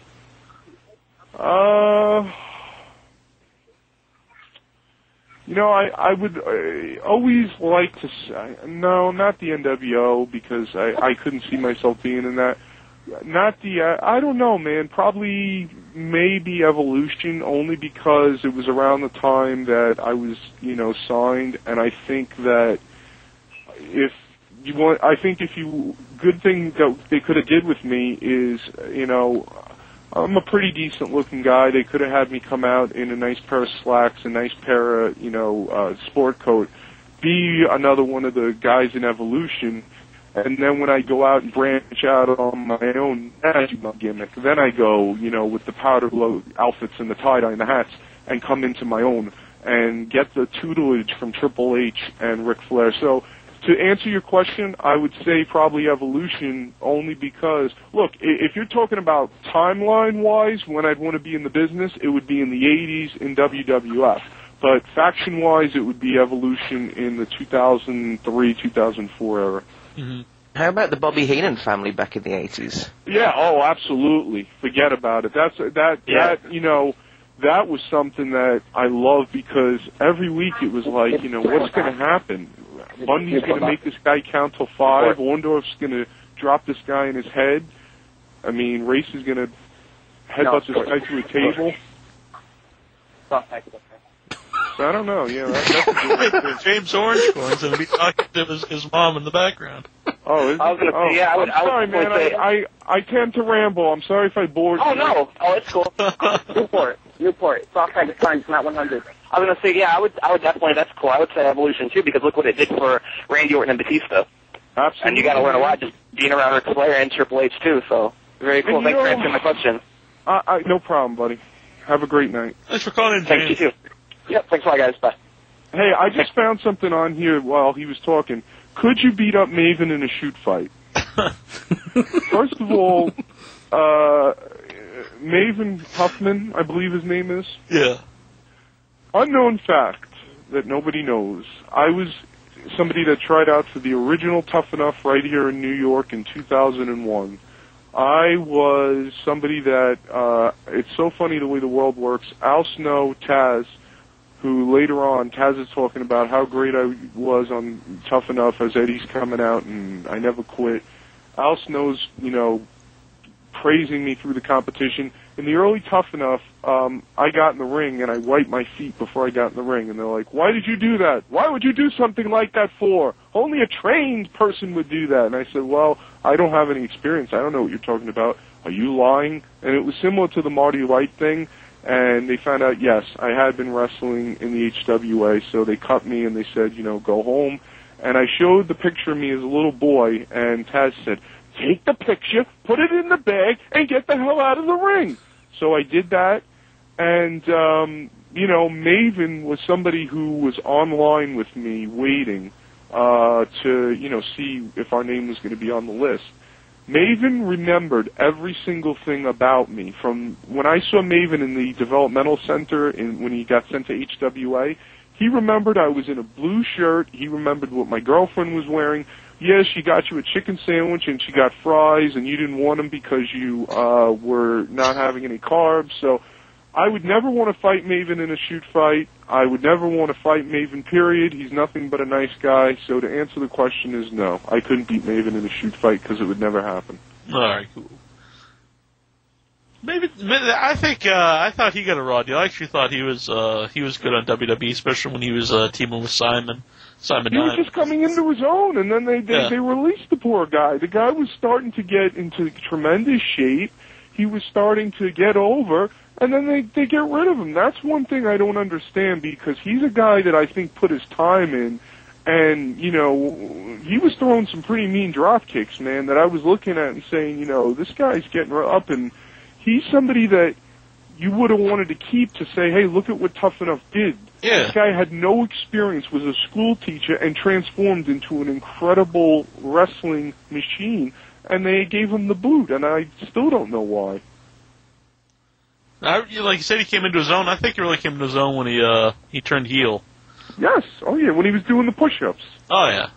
Yeah, but you never know. Yeah, the powder blue tights or the light blue tights, because he started to not be the sweet, smiling, Tough Enough Maven. he started to be the cocky, showman maven and I think, unfortunately, a lot of times you never know what happens, so something could have happened that we don't know about, and, like, all these things happen nobody knows about, but I think that Maven is somebody that, I don't know how far he would have went, but he's somebody that had personality, charisma to a degree, not a lot, but for what he had, he was able to work with it well. And he was a very nice guy. They're saying in our chat room, I don't know if there's any truth to this, but Maven signed with HSN, Home Shopping Network. To do what? That's exactly what someone asked here. Man, I've never understood, anything. Maybe he's going to be on there selling stuff. I don't know.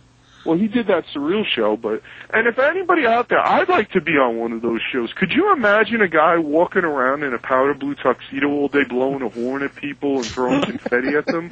I mean, pink sneakers, forget about Nick Hogan. Call me. I'm not in jail right now. Could you believe that? Nick Hogan's in jail, and he's asking his father, can you get me a TV show as soon as I get out of here? Have you heard those tapes? Dude, I swear to God, I couldn't believe it. I said, what about the poor kid that's dying and his lifeless body? He's never going to walk again. Yeah. He's worried about doing a TV show. But you know what? We're all Hulkamaniacs in some way or another, whether we like Hogan or not. He did a lot for the business. I'll never say anything bad about him. I met him one time. He was nice to me, and I'm sorry for the trouble he and his family are going through. But, damn, worry about making sure that your butthole's going to be safe at night. Don't worry about doing a TV show 8 months from now. Jail must be a strange place. You got one guy. I don't know. I haven't been there. Thank God I haven't, and I never will. Don't want to be. Actually, I was in jail. I was actually in jail. I was in the HWA for a while. That was like jail. So that was a little like prison, to be honest. What would you say experience with Les Thatcher was like? Oh, guys, you're gonna on a bad road. Come on now, he beat us in some awards, and we're pissed about it. Any bashing is great with us. All right, I'm gonna be honest with you.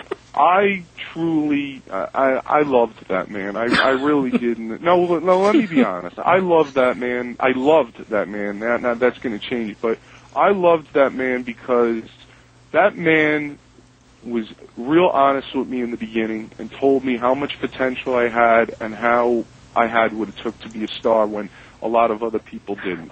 I had some problems that turned out. My girlfriend wound up coming into town. He got upset that she was there. He looked at me and he said, Brian, she's nothing more than a pair of tits, son. She's going to grow up to be an actress just as much as I'm going to wake up tomorrow and be Jesus Christ. And I said, that's not a nice thing to say about my girlfriend. So that was strike number 2, and I said, okay, I'll let that slide. I went back to New York, got into some situation with a friend, then came back, wasn't in the best shape I was. First time he ever saw me, he punched me in the chest and in the stomach and said, damn, hard as a rock, nothing moves. We could use about another 10 of you. So I took that as a compliment. I came back, walked in the door, and someone goes, Nigel McGuinness goes, who is that? And Les goes, I don't know, but he's fat as hell. And I said, okay, well, now there's a problem. I did whatever I had to do to get back into shape and do whatever I had to. I commentated with him. I tried so hard to appease this man and make him happy, and no matter what I did, I was crazy Dago, or I was whatever he wanted to say about me was never a nice thing. He would commentate with me, and things would be cool. We'd go back and forth. Then he would all of a sudden, I'm in the ring wrestling. He'd take some shots at me and says, oh, Carlucci now doing something, going one side of the building to the other, and I just felt like, you know what, Les, what did I ever do wrong to you? And then it got so to the point where there was a situation where I wound up, early on, I wound up puking in the box. And if you're asking, what does that mean? We were doing blow-up drills, and I vomited in the box because I had a little too much protein that day. Les went around screaming at everybody, who puked in the box, who puked in the box. I finally owned up to it, and he acted like, I committed a cardinal sin. And I was like, okay, look, man, I'll clean it up, whatever, blah, blah, blah.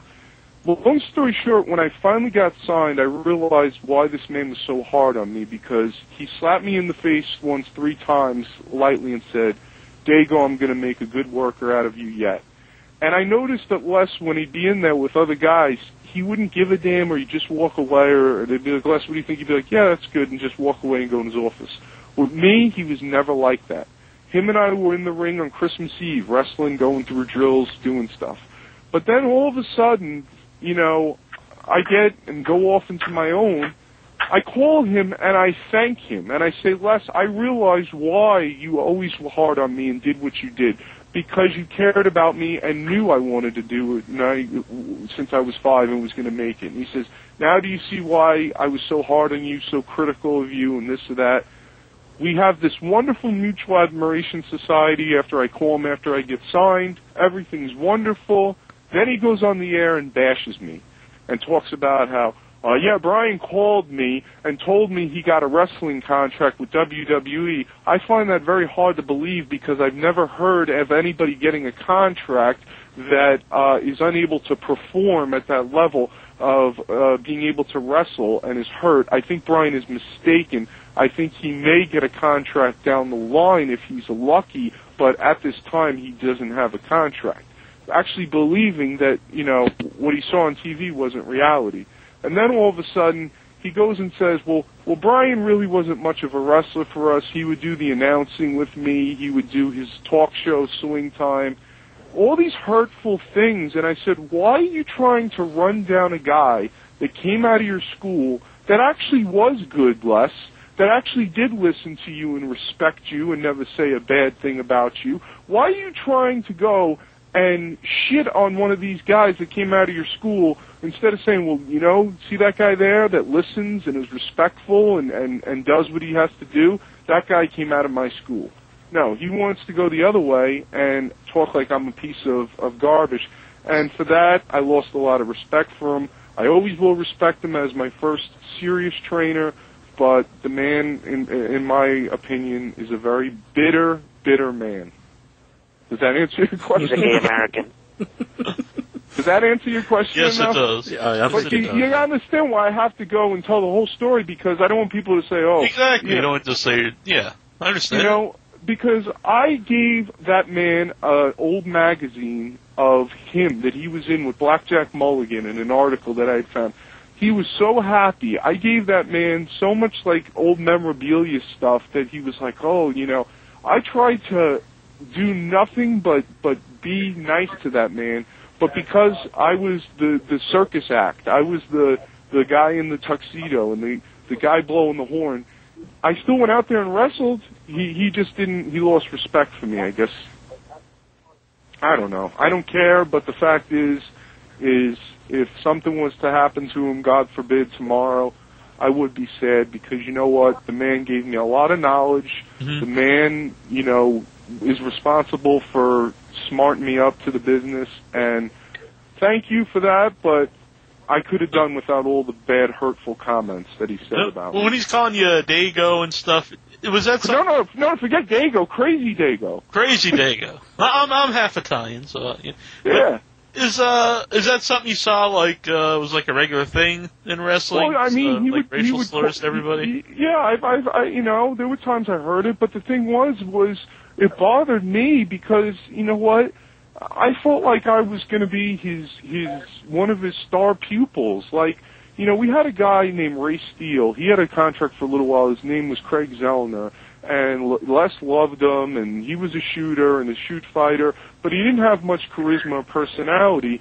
But Les loved him because he wrestled like, you know, I'm sorry to say the name, but Benoit, and he would go out there and just go until you can't go no more. And the fact was, I went out there and I wrestled and I told a story and I made sense of what I did, and I had a gimmick and I had a character. And I guess, unfortunately, Les didn't, you know, see me as his star pupil, because I was somebody that wasn't going out there and wrestling the Ring of Honor style every match. I wasn't going out there and and if I was given the opportunity, I would have, but they just wanted me to go out and put everybody over and, you know, come out and do my thing, and that was it. But if somebody said, you know what, why don't you drop the gimmick, go out and wrestle, and then turn heel and wrestle, and we'll put the belt on you and see if you can actually wrestle? I would have been able to do it.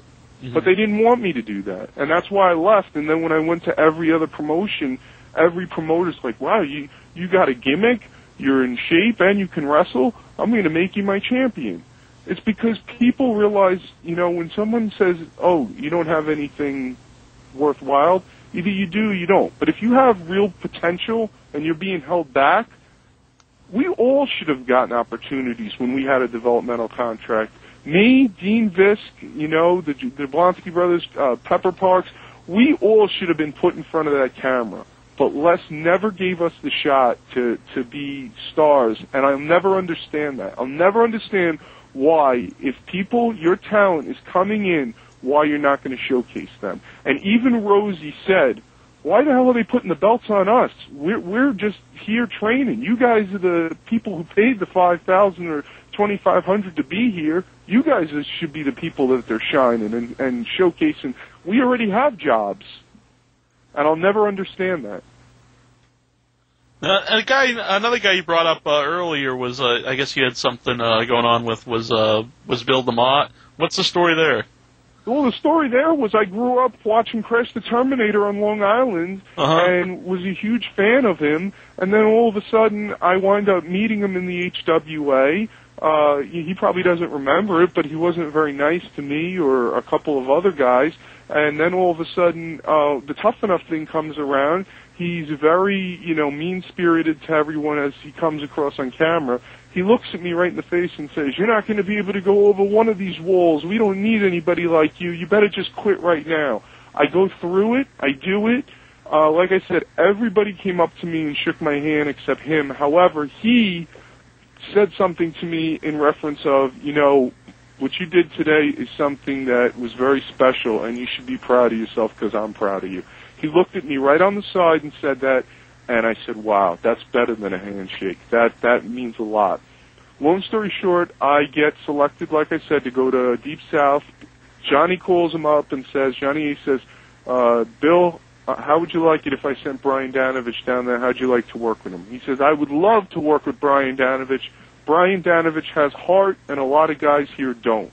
He goes ahead and says this. I get down there, and at times I felt like I was a second-class citizen. Right away, I get down there. People are, saying stuff about me about, oh, this is the guy that was on TV, the tough guy that did the obstacle course, Mr. Tough Enough. And there were some situations that I expected Bill to back me up in, and he didn't. And the problem that I had with him was I was telling him I was hurt, and he wasn't, responding to that. Like, I didn't need the guy to say, oh, poor baby, oh. I was saying, man, there's something legitimately wrong. There's a reason why I'm not performing at the level I can. And he's like, well, then go sit down, go whatever. And he almost, made me feel like I was doing something wrong, and just acted real mean-spirited to me when I said to him, listen, man, I want to learn from you. I want to go ahead and be able to be a student that is respectful. And he's like, you don't want to learn. You don't. And I remember one time, too, he made me feel almost like, he took his words back almost from Tough Enough and said, I said, well, what about what, I did in Tough Enough and what you said to me? And he goes, all I saw in Tough Enough was a kid who got lucky, who was on TV and got to show himself a story that, just happened to be at the right place at the right time. I said, wow, that's, different than what he said to me months before. And what I didn't understand was, here's a guy that I used to pay money to go see at Nassau Community College wrestle, and he knew this. Here's a guy that I liked watching in WCW. Here's a guy that I wanted to learn from, but I'm telling him I'm hurt, I'm getting out of the ring, and he thinks that I'm trying to take the easy way out. Well, little did he know, yes, I did have all these problems. There was something legitimately wrong with me.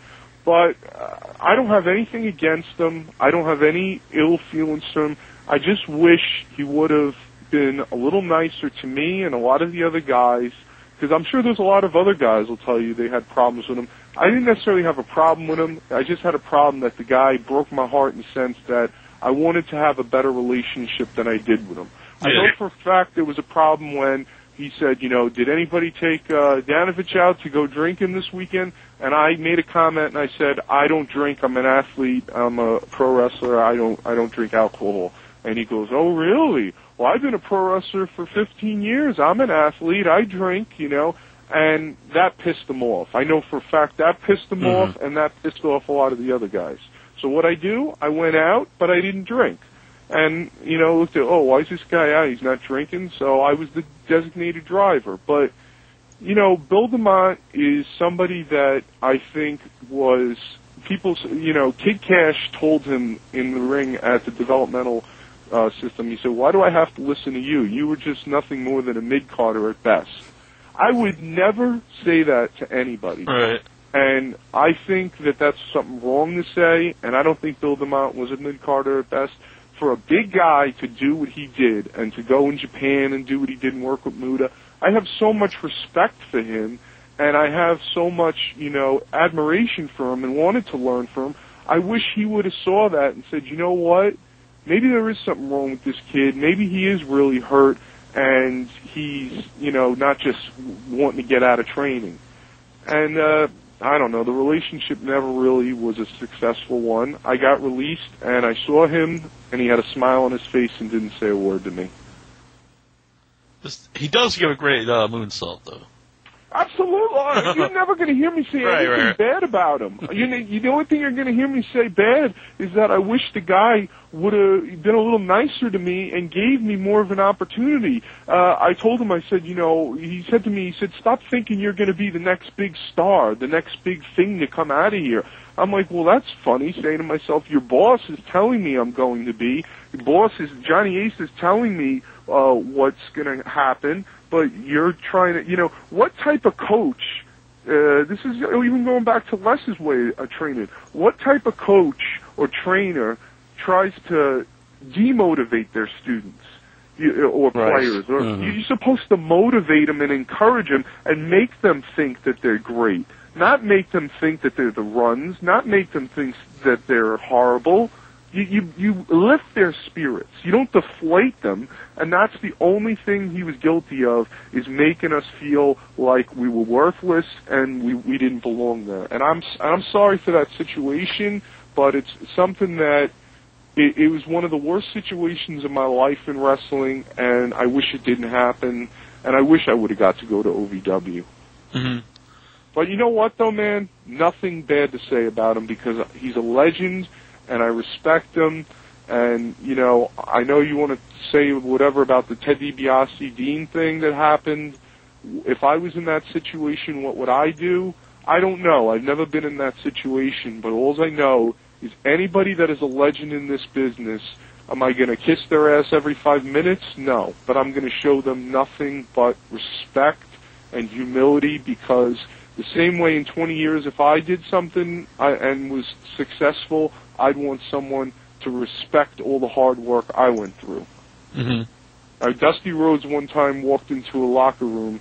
Everybody came up and shook his hand, and this one kid was sitting down in the corner, and Dusty looked over and said, "Hey, son, is your legs broken?" I'm sorry, it's a bad Dusty impression. He goes, is your legs broken, son? And the kid goes, "No." "Well, then get your ass up and come over and shake the Dream's hand." Well, that's true, man. If Dusty Rhodes walks into a locker room, you don't just sit in the corner and act like he's not there. Exactly. But I think the business is a very rough business. I would like to get back into it 100%, but I want to pursue other things. I want to pursue acting. I want a reality show. I have an idea for a book. I'd like to do radio. I'd like to do movies, TV, everything. But wrestling is my love. It's all I ever wanted to do, and it's really what's kept me going throughout life. I talked to Dean earlier, and he wanted me to bring up Samson Station Gym. Yes. Samson is the one gym we trained at. Power Station is the other gym we trained at. We would alternate gyms in Ohio.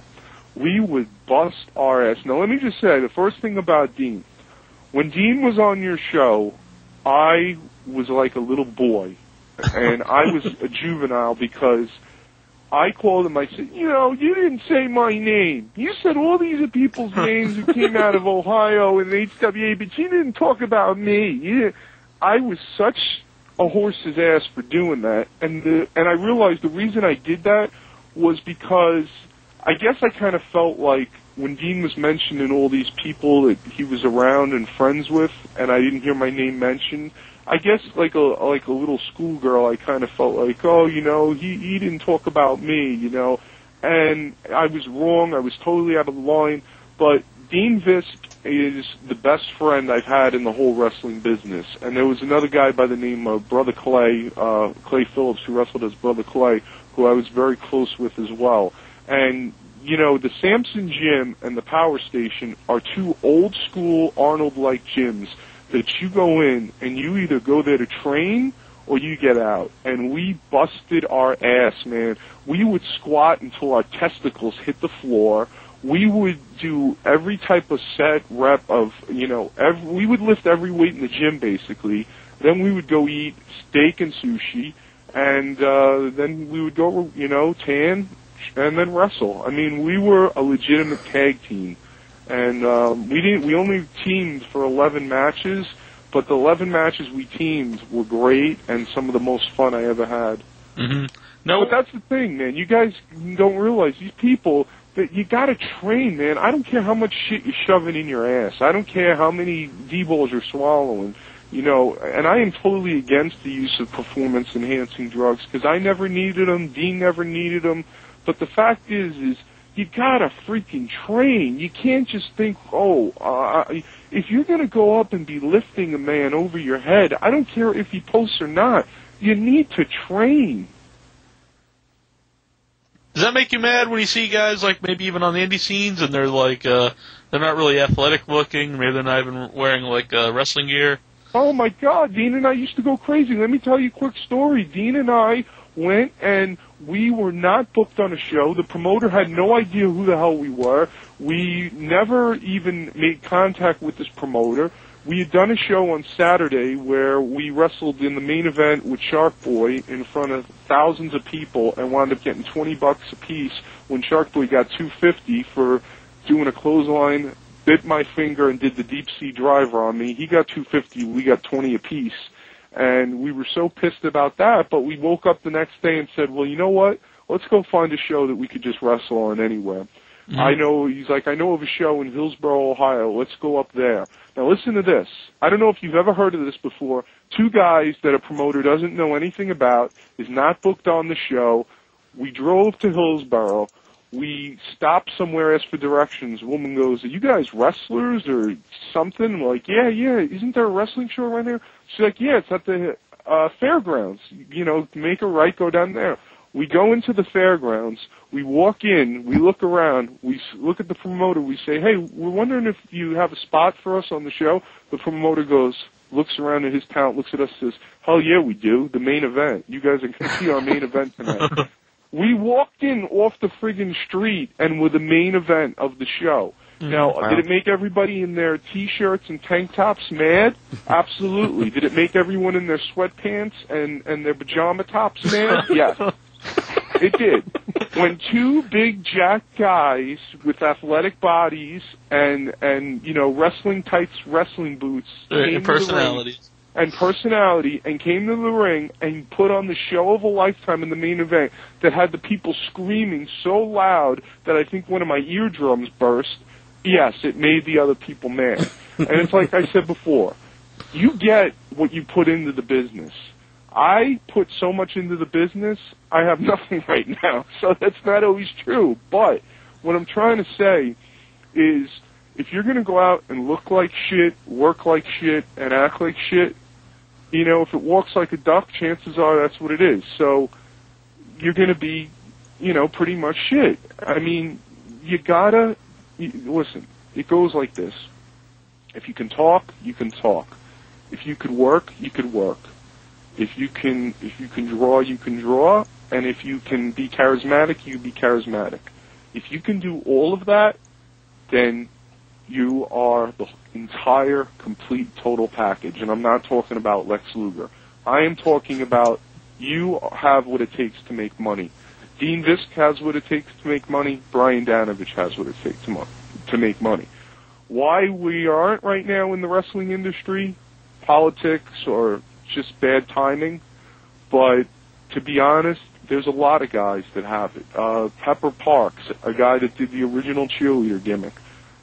Brother Clay did this gimmick that was not similar to Brother Love, but he was a reverend, but a wrestler who, would be tempted by all these impurities and women and just go out and try to serve the word of the Lord. Just something different, a gimmick. He came out in a shirt and tie, took everything off, had wrestling tights underneath. Mm-hmm. Pepper Parks would come out with pom-poms and a cheerleader outfit, and then have wrestling tights underneath. Dean never really had a gimmick, but then he did for a little while when he did the Super Dream Machine where he wore a mask and a singlet, but he always was Dean the Dream Jablonski, or he always had some sort of persona. He always was so larger than life that as soon as he came through that curtain, he had a persona, shut up little kids, or just the way he'd raise his arm, or the way he'd stand and strum the hair on his goatee and get in the ring and just take someone's head off. It was entertaining. And I think that a lot of times WWE looks at people and they scratch their head, they say, wow, we got something big here. And sometimes the people that aren't at the top of the food chain get a little jealous and they tend to hold them back. And I'm talking about the people that, you know who I'm talking about? The other, not agents, but the other people that handle the videos that all of a sudden get somehow lost in the mail, and Johnny says, well, I never got a tape from you. Mm-hmm. Right. So, I sent so many tapes, and Johnny says, I never received anything from you. That's weird, I sent 5 videos.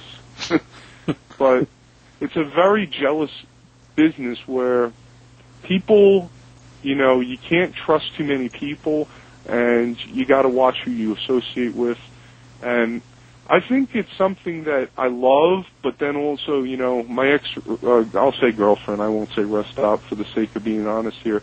She said this to me, and it's one of the things that's hurt me so much. She said, you love wrestling so much, but has wrestling ever really loved you? Mm-hmm. And I stop and I think about that, and I look at how I was a very handsome man that walked into the HWA building with no scars, nothing on my body. Now I'm 26, going to be 27 years old. I'm scarred up. I'm not in the best shape in the world because of, my training isn't the way it used to be. Mentally, I'm not the way I was when I was 19, 18 years old. And I say, maybe wrestling hasn't loved me, but I will love wrestling until the day I die. That's just how I am. Well, we really want to thank you for coming on tonight. We had you on for 2 hours. Holy smokes, has it been that long? Yeah. Yep. I want to know if you'd do something with us here. A longtime fan of the show, Jason Davis. His wife just gave birth to a baby girl this week. Want to know if, along with the rest of us here, if you'd, want to congratulate him. Yeah, what's the baby's name? Madison Rose Davis. Oh, congratulations, Jason. The beautiful, wonderful birth of your wonderful daughter, Madison Rose. Nothing but congratulations and all the best from the Spartan swinger, Brian Carlucci, and all the little swingers out there. And one day little Madison will be a little swinger. She'll have a vest. She'll have a bow tie. She'll have a top hat. And her first words will be, oh! Awesome. How's that? Oh, that's perfect. He's in the chat room now. He was saying earlier this was the first show she got to listen to. I don't know if like a 6-day-old girl should be listening in your head, but I guess why not?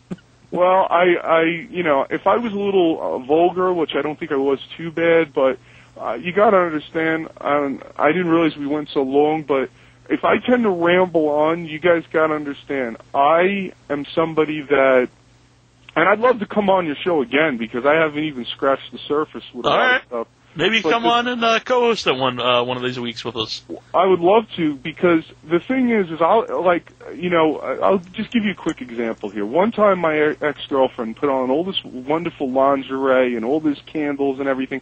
I was on the phone talking about wrestling for a couple of hours. As soon as you know it, the lingerie gets thrown down the stairs, the door gets slammed, all the candles get put out, and I'm like, oops, I think I just missed an opportunity. And I was like, you know, I'll talk about wrestling with the devil. That's how much I love it. If Satan himself sat down with me and said, so, what'd you think of Snuka and Morocco off the cage? And I'd be like, well, it was amazing. It's like, it's my passion, but at the same time, you know, I'm broke, man. I have nothing to show for it. I've lost everything. Any relationship I've had has been completely destroyed. My family situation is absolutely horrible. You know, you lose the support from people as time goes on because it's like, oh man, this dream has been going on for so long. When is this guy going to just finally give up and say it's been enough already? But you know what? I don't think I'll ever give up. And if anything ever to happen to me, I wanted to say on my tombstone, here lies Brian Danovich. He died trying. That's all I want. Well, we wish you all the best of luck in the future. I'm sure I speak for Barb. Intro, you guys want to say anything? Oh, definitely. Barb?